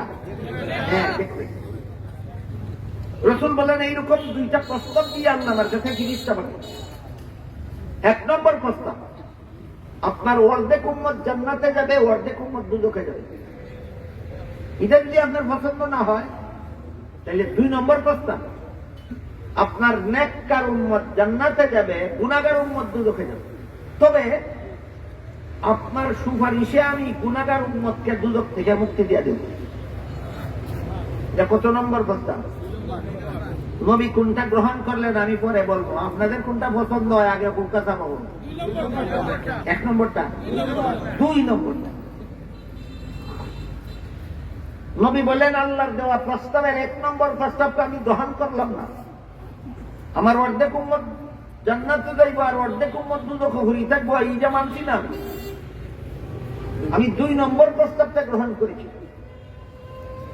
নেককার উম্মতকে আল্লাহ নেক আমতের উসিলায় বেহেশতে দিবেন, গুনাহগার উম্মতকে গুনার কারণে দুজকে দিবেন, কিন্তু শেষ পর্যন্ত আমার সুপারিশে আল্লাহ আমার গুনাহগার উম্মতকে জান্নাত থেকে নাজাত দিয়ে দিবেন। এই প্রস্তাবটা আমি গ্রহণ করেছি। একবার কোন একটা কারণবশত আমাদের নবীর কাছে আল্লাহ কিছুদিন ওহী পাঠানি বন্ধ করে রাখছিলেন। কোরআনের কোন আয়াত নাযিল হয় না, ফেরেশতাও নবীর কাছে আসে না। একটা বিশেষ কারণ ছিল, কারণটা অনেক লম্বা, সেই ঘটনার দিকে আমি আপনাদেরকে দিতে চাই। এতটুকু মনে রাখেন, কোন একটা কারণবশত বেশ কিছুদিন আল্লাহ নবীর কাছে ওহী নাযিল বন্ধ রেখেছিলেন। ওহীও নাযিল হয় না, ফেরেশতাও আসে না। এই সুযোগে আবু লাহাবের বউয়ে নবীরে তিরস্কার করতে লাগলো, বলতে লাগলো, ও মুহাম্মদ, তোমার আল্লাহ যখন তোমার সাথে বয়কট করলো, আর দিকে তুমি কোনো খবর তোমার কাছে পাঠায় না, তোমার আল্লাহর সাথে তোমার ডিসকানেকশন হয়ে গেল। এমনি ওহী বন্ধ থাকার কারণে নবী চিন্তায় কানতেন, আর এর মধ্যে কাটাগার মধ্যে নুন ছিটা দিত আবু লাহাবের বউয়ে। এই কারণে নবী শুধু নীরবে নির্জনে সময় কাটাইতেন আর কানতেন। শেষ পর্যন্ত আল্লাহ ওহী নাযিল করে বলেন, ওয়াদ-দুহা ওয়াল-লাইলি ইযা সাজা মা ওয়াদ্দাআকা রাব্বুকা ওয়া মা ক্বালা ওয়ালাল আখিরাতু খায়রুল লাকা মিনাল উলা ওয়ালা সাওফা ইউতিকা রাব্বুকা ফাতারদা। আল্লাহ বলেন, কতগুলি কসম খেয়ে বলেন, ও নবীজি, আবু লাহাবের বউয়ে বলতেছে আমার সাথে আপনার ডিসকানেকশন হয়ে গেছে। মোটেও নয়, আপনার সাথে আমার ডিসকানেকশন অনন্তকাল পর্যন্ত হবে না। আপনার সাথে আমার চিরকাল মহব্বতের সম্পর্ক বজায় থাকবে। একটা বিশেষ কারণে আমি কিছুদিন ওহী বন্ধ রাখছিলাম। এই সুযোগে আবু লাহাবের বউয়ে আপনারে ফুটা দেওয়ার সুযোগ পাইছে, আর আপনি অন্তরে ব্যথা পাইছেন। আমি আপনাকে আপনার মনে যে ব্যথা পাইছেন আবু লাহাবের বউয়ের তিরস্কারে, আমি আপনার মনটাকে খুশি করে দেব। আল্লাহ কি বললেন, আমাদের নবীর মনে যে আবু লাহাবের বউয়ের দুঃখ দিছে, দুঃখ বাকি রাখবেন না, মনটাকে পুরাপুরি খুশি করে দেবেন। আপনার মনটাকে আমি খুশি করে দেব। আয়াত নাযিল হওয়ার সাথে সাথে রাসূল বলেন, আমার একটা গুনাহগার উম্মত যতদিন দুজখে থাকবে ততদিন মন আমার খুশি হবেই না। আমার মন খুশি করার একমাত্র ব্যবস্থা আমার সমস্ত গুনাহগার উম্মতকে জাহান্নাম থেকে নাজাত দিতে হবে। আল্লাহ বলছেন খুশি না কইরা ছাড়তাম না, নবীও বলছেন একটা গুনাহগার উম্মত দুজখে থাকলে খুশি হইতাম না। দুই বন্ধুর চুক্তিটা নড়বড়ে না শক্ত? দুইজন বন্ধু নি না বন্ধু না বন্ধু। এই জন্য নবী বলেন, আতানি আতিম মিন ইনদি রাব্বি ফাখায়্যারানি বাইনা আন ইয়াদখুলানি উম্মতি আল জান্নাতা ওয়া বাইনা আশ-শাফাআহ ফাখতারতু আশ-শাফাআতা ওয়া হিয়া লিমান মাতা ওয়া লাম ইউশরিক বিল্লাহি শাইআ। তুই প্রস্তাব দিয়া যে আল্লাহ ফিরিস্তা বানাইছিলেন, আমি প্রথম প্রস্তাব গ্রহণ করছিলাম, দ্বিতীয় প্রস্তাবটা গ্রহণ করেছি। আমার গুনাহগার উম্মতকে আল্লাহ আমার সুপারিশে জাহান্নাম থেকে মুক্ত করে দিবেন। কিন্তু কেউ যদি আল্লাহর সাথে শরীকদার বানাইয়া মরে, তার জন্য আল্লাহ জান্নাত যেমন চিরতরে হারাম, তেমনি ভাবে আল্লাহর সাথে শরীকদার বানানোওয়ালার জন্য নবীর শাফাআত চিরতরে হারাম। আল্লাহর সাথে যারা শরীকদার বানায় এদের জন্য আল্লাহ একটা জিনিস হারাম করেছেন, নবী আর একটা জিনিস হারাম করেছেন। বুঝলেন হিসাব? বাংলা বুঝুন তো? আল্লাহর সাথে যারা, আল্লাহর সত্তার সাথে যারা শরীকদার সাব্যস্ত করে, আল্লাহর গুণের সাথে যারা শরীকদার সাব্যস্ত করে, আল্লাহর কাজের সাথে যারা শরীকদার সাব্যস্ত করে, এদের জন্য আল্লাহ একটা জিনিস হারাম করেছেন, নবী আর একটা জিনিস হারাম করেছেন। বলুন আল্লাহ কোন জিনিসটা হারাম করেছেন? জান্নাত। আল্লাহ বলেন, মান ইউশরিক বিল্লাহি ফাকাদ হাররামা আলাইহিল জান্নাহ। আমি আল্লাহর সাথে যারা তিন পদ্ধতির কোন পদ্ধতিতে শরীকদার সাব্যস্ত করে, এদের জন্য আমার জান্নাত চিরতরে হারাম। নবী বলেন, সমস্ত গুনাহগার উম্মতের জন্য আমি সুপারিশ করব আর আল্লাহ নাজাত দিয়া দিবেন। কিন্তু আল্লাহর সাথে শরীকদার সাব্যস্ত করে যারা মরে, এদের জন্য আল্লাহ জান্নাত যেমন চিরতরে হারাম, তেমনি ভাবে এদের জন্য নবীর শাফাআত চিরতরে হারাম। এই শরীকদার সাব্যস্ত করনেওয়ালা নবীর ভাতিজা হইলেও, শরীকদার সাব্যস্ত করনেওয়ালা নবীর চাচা হইলেও, শরীকদার সাব্যস্ত করনেওয়ালা নবীর ছেলে হইলেও, শরীকদার সাব্যস্ত করনেওয়ালা নবীর বাপ হইলেও। উদাহরণ দেব, উদাহরণ। আমাদের নবীর চাচাগণের মধ্যে এক চাচার নাম ছিল আবু লাহাব, জানেন আপনারা? আমাদের নবীর অনেক চাচা ছিলেন, এর মধ্যে এক চাচার নাম ছিল আবু লাহাব। একবার রাসূল করিম সাল্লাল্লাহু আলাইহি ওয়াসাল্লাম আল্লাহর হুকুমে নিজের গোষ্ঠীর মানুষকে ডাকি আইন না বলিয়া, সবংশীয় লোকদেরকে, রক্ত সম্পর্কের আত্মীয়দেরকে ডাকে ডেকে বললেন, চিরস্থায়ী জাহান্নাম থেকে যদি নাজাত পাইতে চাও, মূর্তিকে আল্লাহর শরীকদার বানানি ছেড়ে দাও। আবু লাহাব একটা পাত্তরা তুলিয়া নবীর মাথা মারার জন্য উদ্যত, আর কইল তাব্বাল্লাকা সাইরাল ইয়াউম আলিহাযা দাউতানা। আরে বেটা, জাহান্নাম থেকে নাজাত পাইতে হইলে মূর্তি পূজা ছেড়ে দিতে হবে, এমন একটা অধর্ম কথা শোনাইবার জন্য আমাদেরকে দেখিয়া সময় নষ্ট করলে তার সারাটা দিন ধ্বংস করবে। আবু লাহাবের কথার জবাবে আল্লাহ কুরআনের একটা সূরা নাযিল করেন। সূরাটার নাম আবু লাহাবের নামে নামে সূরায়ে লাহাব। আল্লাহ বলেন, তাব্বাত ইয়াদা আবি লাহাব। আমার নবীর সারাদিন ধ্বংস হবে না, আবু লাহাবের ইহকাল পরকাল ধ্বংস। মা আগনা আনহু মালুহু ওয়া মা কাসাব। আবু লাহাবকে ধ্বংসের হাত থেকে তার ধন সম্পদ রক্ষা করতে পারবে না, তার সন্তানাদিরাও রক্ষা করতে পারবে না। সায়াসলা নারান যাতা লাহাব। জাহান্নামের শিখাময় আগুন দিয়া আবু লাহাবকে চিরকাল জ্বালাইয়া শাস্তি দিতে হবে, শাস্তি দেওয়া হবে। মূর্তিকে আল্লাহর শরীকদার বানানি ছাড়তে রাজি ছিল না, কিন্তু রহমতুল্লিল আলামিন নবীর আপন চাচা ছিল। মুশরিকের জন্য আল্লাহর জান্নাত যেমন চিরতরে হারাম, মুশরিকের জন্য নবীর শাফাআত তেমনি ভাবে চিরতরে হারাম। এর এক নম্বর উদাহরণ নবীর চাচা আবু তালেব, আবু লাহাব। আবু লাহাবের জন্য আল্লাহর জান্নাত চিরতরে হারাম, আবু লাহাবের জন্য নবীর শাফাআত চিরতরে হারাম। সম্পর্কে নবীর আপন চাচা, সম্পর্কে নবীর। এবার বলেন, শিরিক গুনাহ যদি নবীর চাচাই করে কিছুটা মাফ আছে, আমি জবাব আপনার। শিরিক গুনাহ যদি নবীর ছেলে করে, হযরত নূহ নবীর ছেলে ছিল কেন? নূহ নবীর ছেলে ছিল কেন? হযরত আদম আলাইহিস সালাম দুনিয়াতে আসার 600 বছর পরে। ইতিহাস মনে রাখবেন, কুরআন হাদিসের অনেক কথা বুঝতে সহজ হবে। কুরআন হাদিসের অনেক কথা ইতিহাস ছাড়া বুঝে আসে না, অনেক কথা ভূগোল ছাড়া বুঝে আসে না। আমরা যারা ইসলামী শিক্ষার সাথে জড়িত, আমাদের অনেক ছাত্ররা মনে করে ইতিহাস ভূগোল পড়লে স্কুলের ছাত্ররা পড়বে, আমরা কেন পড়বো? এই বুকারা জানে না, ইতিহাস না জানলে তোমার কোরআনের অনেক কথা বুঝতে পারবে না, ভূগোল না জানলে তুমি কোরআনের অনেক কথা বুঝতে পারবে না।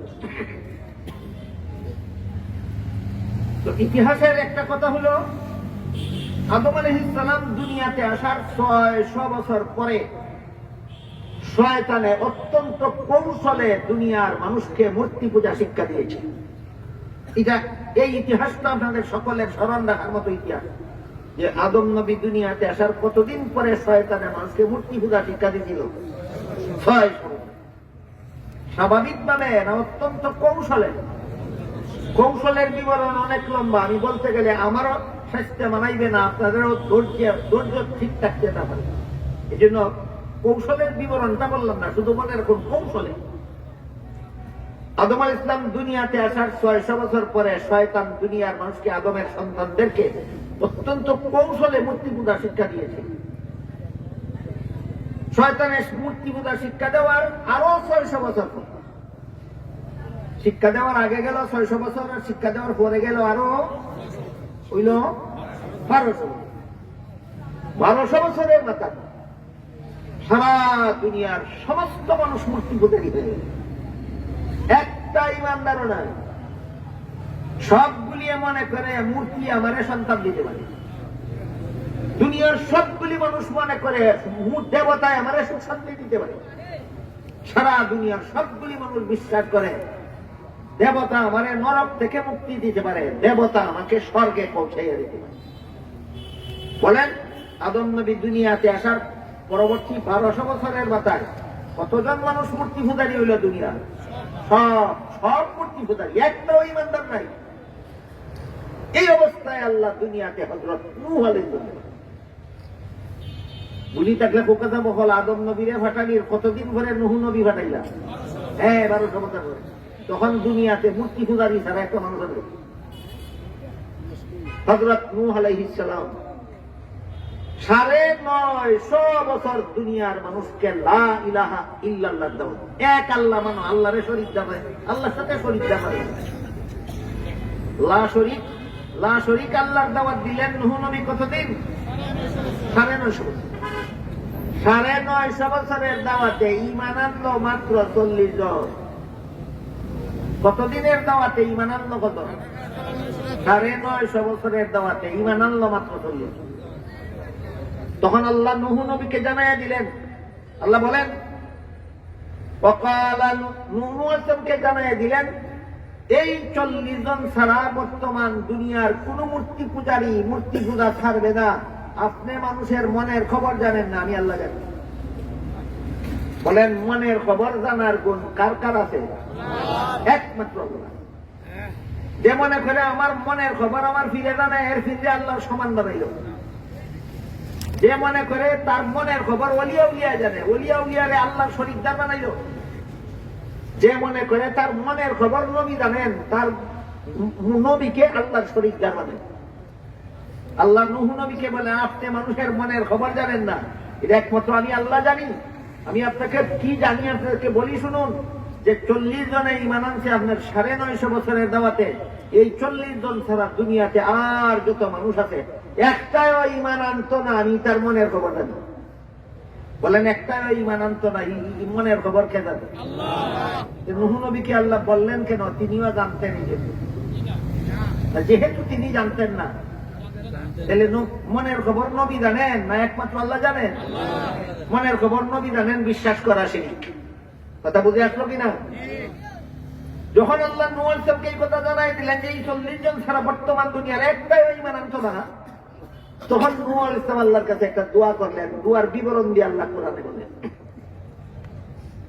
وقال نوح رب لا تذر على الأرض من الكافرين ديارا إنك إن تذرهم يضلوا عبادك ولا يلدوا إلا فاجرا كفارا।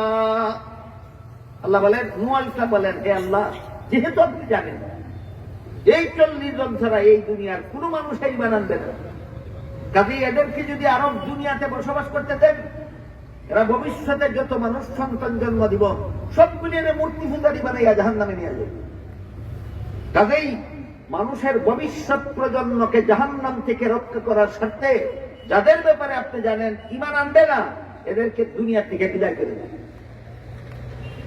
একটু বুঝি শুনিয়ে আমার একটা কথার জবাব দিবা চাও, এটা কি বদ্ধ হইল?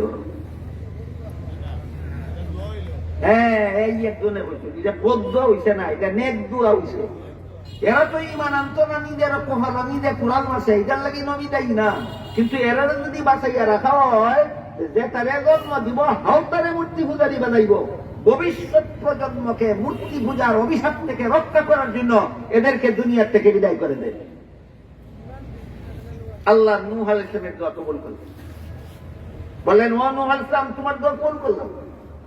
আমি গজবের পানির বন্যা দিয়া এই সবগুলিরে ধ্বংস করে দেব। সারা দুনিয়ার বাড়িঘর সবকিছু, সারা দুনিয়াতে যা কিছু আছে সব গাছপালা পাহাড় পর্বত যা আছে সব ধ্বংস হয়ে যাবে, জীবজন্তু মানুষ পশু যা আছে সব ধ্বংস হয়ে যাবে। কিন্তু আপনার অনুসারী 40 জনের তো বাঁচতে হবে, এটা কোন যাব। আর যত রকমের জীবজন্তু আল্লাহ বানাইছেন মানুষের উপকারের লাগে। আল্লাহ কোন রকমের জীবজন্তু এমন বানাইছেন না যার দ্বারা মানুষের কোন উপকার না।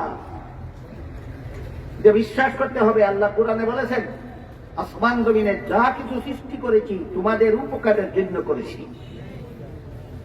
আরেক বেটা উঠতে হয় হাত বানাইলা, ডাক্তারে গিয়ে দিঘা হাতের বীজ দিয়া বহুত কঠিন রোগের ঔষধ ডাক্তাররা তৈরি।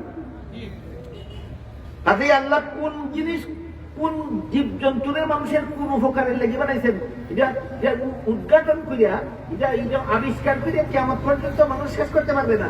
এই জন্য আল্লাহ যেহেতু কোরআনে বলছেন সবকিছু আমাদের উপকারের জন্য বানাইছেন, আমি বুঝি আর না বুঝি আমার বিশ্বাস রাখতে হবে আল্লাহ কোরআন সত্য। আল্লাহ যত রকমের জীবজন্তু বানাইছেন মানুষের উপকারের জন্য। এই জন্য নূহ আলাইহিস সালামকে বললেন, আপনার অনুসারী 40 জনের বাঁচতে হবে গজবের পানির বন্যার থেকে। আর সকল প্রকার জীবজন্তুর এক জোড়া, একটা নর একটা মাদা বাঁচা লাগবো। জানুয়ারের বংশ বন্ধ হয়ে গেলে মানুষের যারা যারা বাচ্চা থাকবে এদের বংশরা আশ্রয় করবে। মুরগের বংশ যদি বন্যায় ধ্বংস হয়ে যায়, সেই মানুষের ভবিষ্যৎ বংশধর মুরগির গুস্ত হয় কোথায়? ছাগল যদি সব ধ্বংস হয়ে যায়, ছাগলের গুস্ত হবে কোথায়? গরু যদি সব ধ্বংস হয়ে যায়, গরু হবে কোথায়? এই জন্য নূহ নবী হুকুম দিলেন, সকল প্রকার জীব জন্তুর এক জোড়া এবং 40 জন মানুষ আপতে সহ জায়গা হওয়ার মতো একটা জাহাজ তৈরি করুন। মানুষের অবস্থা না জানিয়ে হয় নূহ নবীর নৌকা। আপনারা কলকাতা বকল 40 জন মানুষ, এক জোড়া মুরগি, এক জোড়া হাঁস, এক জোড়া ছাগল, এক জোড়া মেরা, এক জোড়া দুম্বা, এক জোড়া গাধা, এক জোড়া ঘোড়া, এক জোড়া বৈশ, এক জোড়া গরু, এক জোড়া আত্মী, এক জোড়া তিমিমাছ, আরো যত জানোয়ার আল্লাহ বানাইছেন, সবগুলি জায়গা হওয়ার মতো জাহাজটা হবে ডিপেন্ডালটার সমান। আরো বড় কি অত বড় জাহাজটারে নৌকা হইতে পারে কোন ব্যাগ কলে বুঝে যদি না হয়, তাহলে তোমরা নৌকা হইতে তো তখন বড় বুঝো। কত বড় একটা নৌকা লইয়া সুরমা নদীর যাও, 40 জন মানুষ তুলো, এক জোড়া ছাগল তুলো, এক জোড়া মেরা তুলো, এক জোড়া দুম্বা তুলো, এক জোড়া গাধা তুলো, এক জোড়া গুড়া তুলো, এক জোড়া গরু তুলো, এক জোড়া বৈশ তুলো, এক জোড়া আত্মী তুলো, তুইলা দেখো নৌকা কই যায়। বুঝি থাকলে নৌকা হল সাব হল। আল্লাহ নূহ নবীর নৌকা বানাইতে খুঁজছে না জাহাজ বানাইতে খুঁজছে। যারা নৌকা হয় বেআকলি করে, গুড়ার ডিম বুঝে দাইতে কিতা বানাইতে খুঁজছে। নূহ নবীর নৌকা না নূহ নবীর জাহাজ? নূহ নবীর জাহাজ। আল্লাহ নূহ আলাইহিস সালামকে বলেন, এত বড় বিশাল একটা জাহাজ বানান যেন সব রকমের জন্তু এক জোড়া, আর আপনার অনুসারী 40 জনের যেন জায়গা হয়। নূহ আলাইহিস সালাম বানাইলেন। বন্যা যখন শুরু হইল, নূহ আলাইহিস সালামের অনুসারী 40 জনকে উঠাইলেন, সব রকমের জীব জন্তু এক জোড়া করে উঠাইলেন। নূহ নবীর ছেলের নাম ছিল কেনান। বললেন, আজকে যদি আল্লাহর গজব থেকে রক্ষা পাইতে চান জাহাজে উঠ। কেনানে জবাব দিল, সাআবি ইলা জাবালিন ইয়াসিমুনি মিনাল মা। এই কেনান ছিল মুশরিক, মূর্তি পূজারী। নূহ নবীর কেনান ছিল, নূহ নবীর ছেলে কেনান ছিল মুশরিক, মূর্তি পূজারী। আল্লাহ বলেন, জাহাজে উঠ, নাইলে তোর জান বাঁচত না আজকে। ভাই তোমার জাহাজে উঠতে জান বাঁচে লাগতো না, তোমার জাহাজ থেকে পাহাড় অনেক উঁচা আছে, হিসাবে উঠতে জান বাঁচে। আল্লাহ বলেন, ফাহালা বাইনাহুমাল মাউজু ওয়া কানা মিনাল মুগরাকিন। খালি কইছে পাহাড় উঠতে জান বাঁচাইলেই এমনই গজবের পানির ঢেউ পিতার সামনে পুত্রকে পাতাল পুরি পর্যন্ত পৌঁছাই দিল। নূহ আলাইহিস সালাম আল্লাহর কাছে বললেন, আল্লাহ ইন্নাহু মিন আহলি। আল্লাহ এটা তো আমার সন্তান। আল্লাহ ধমক দিয়া বলেন, ইন্নাহু লাইসা মিন আহলি। সাবধান, এই কুপুত্রকে আর সন্তান বলবেন না কোনদিন। এটা মুশরিক। মুশরিকের দুনিয়াতেও নাজাত নাই, আখিরাতে এই মুশরিক ছেলে জাহান্নাম থেকে আপনি নাজাতের সুপারিশ করার অধিকার নাই। সুপারিশ করলেও আল্লাহর কাছে কবুল হবে না। বলেন, আল্লাহর সাথে শরীকদার বানায় যদি নবীর বুকে, আল্লাহর সাথে শরীকদার বানায় যদি নবীর চাচায়, চাচালার নাম কিতা? আবু লাহাব। পুতের নাম কিতা? কেনান। আর আল্লাহর সাথে শরীকদার বানায় যদি কোন নবীর বাপে, বাপের কথাটা বলতেন নি। হযরত ইব্রাহিম আলাইহিস সালামের বাবার নাম ছিল আদম। আল্লাহ পাক রব্বুল আলামিন কুরআনে বলেন, ইয ক্বালা ইব্রাহিমু লিআবিহি আযারা আতাত্তাখিযু আসনামান আলিহা। স্মরণ করো সেই দিনের ঘটনা যেদিন ইব্রাহিম আলাইহিস সালামের বাবা আযর মূর্তি পূজা করত। ছেলে ইব্রাহিম বাবা মূর্তি পূজারী আযরকে বললেন, যে আল্লাহ তোমারে বানাইলো সেই আল্লাহর সামনে মাথা নত করো না, যেই মূর্তি তোমার হাতে বানাইলা এর সামনে মাথা নত করো। তোমার কাণ্ড জ্ঞান গেল কোথায়?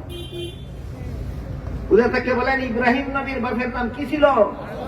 কি পূজারী? মূর্তি পূজারী। সহিহ বুখারী শরীফের হাদিসে উল্লেখ আছে, কিয়ামতের দিন হযরত ইব্রাহিম আলাইহিস সালাম আল্লাহকে বলবেন, আল্লাহ আমার বাপ তো মূর্তি পূজারী অবস্থায় মরছে, কিন্তু তারে যে তুমি জাহান্নামের আগুন দিয়া জ্বালাইবা খোদা, আমার তো পাপ লাগে, আমি এই দুঃখ সহ্য করবো কি? বলেন তো, ইব্রাহিম ইসলাম আল্লাহর কাছে যে প্রশ্নটা করবেন, এটা কি অত্যন্ত হৃদয় বিদারক না?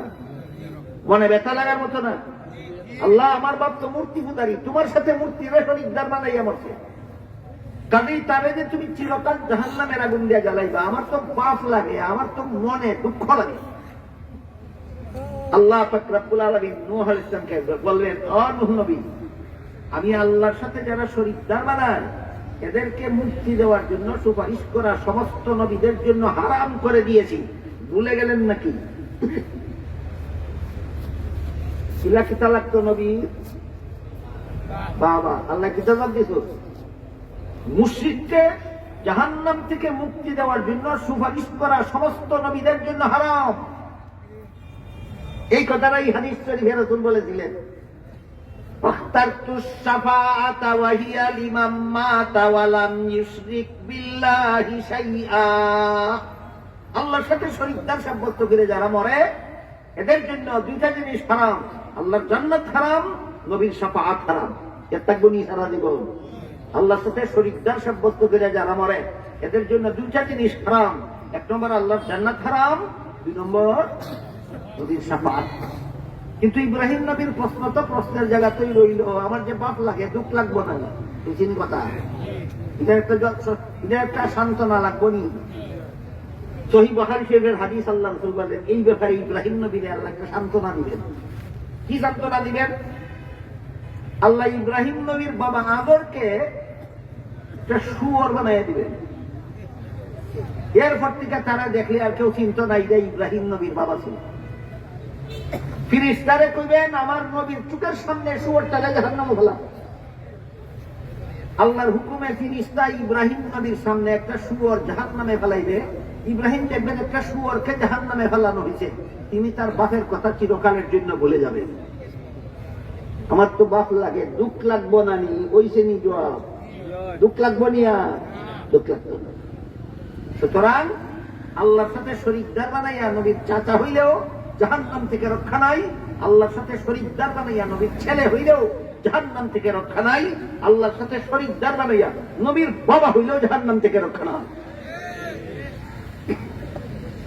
এই জন্য আল্লাহ কোরআনে বলেন, মান ইউশরিক বিল্লাহি ফাকাদ হারামা আলাইহিল জান্নাহ। আল্লাহর সাথে যারা শরীকদার সাব্যস্ত করে তাদের জন্য আল্লাহর জান্নাত চিরতরে হারাম। হাদিস শরীফে রাসূল বলেন, ফাক্তারতুস শাফাআতা ওয়া হিয়া লিমান মাতা ওয়া লাম ইউশরিক বিল্লাহি শাইআ।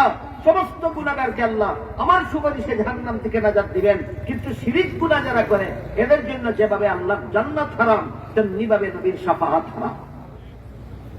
আমার কমিটির পক্ষ থেকে জানাই দেওয়া হয়েছিল, শিরিক কারে কয়, শিরিক কত প্রকার, কি কি, এবং শিরিকের ভয়ঙ্কর পরিণতি কি, এটা ছিল আমার আলোচ্য বিষয়। বুঝাইতাম পারলাম? আল্লাহ আপনারা রে আমরা রে শিরিক চিনিয়া বুঝিয়া সকল প্রকার শিরিক থেকে মুক্ত থাকিয়া জাহান্নাম থেকে নাজাত পাওয়ার সৌভাগ্য দান করুন। সবাই বলুন আমিন। সুবহান রাব্বিকা রাব্বিল ইজ্জাতি আম্মা ইয়াসিফুন ওয়া সালামুন আলাল মুরসালিন ওয়ালহামদুলিল্লাহি রাব্বিল আলামিন।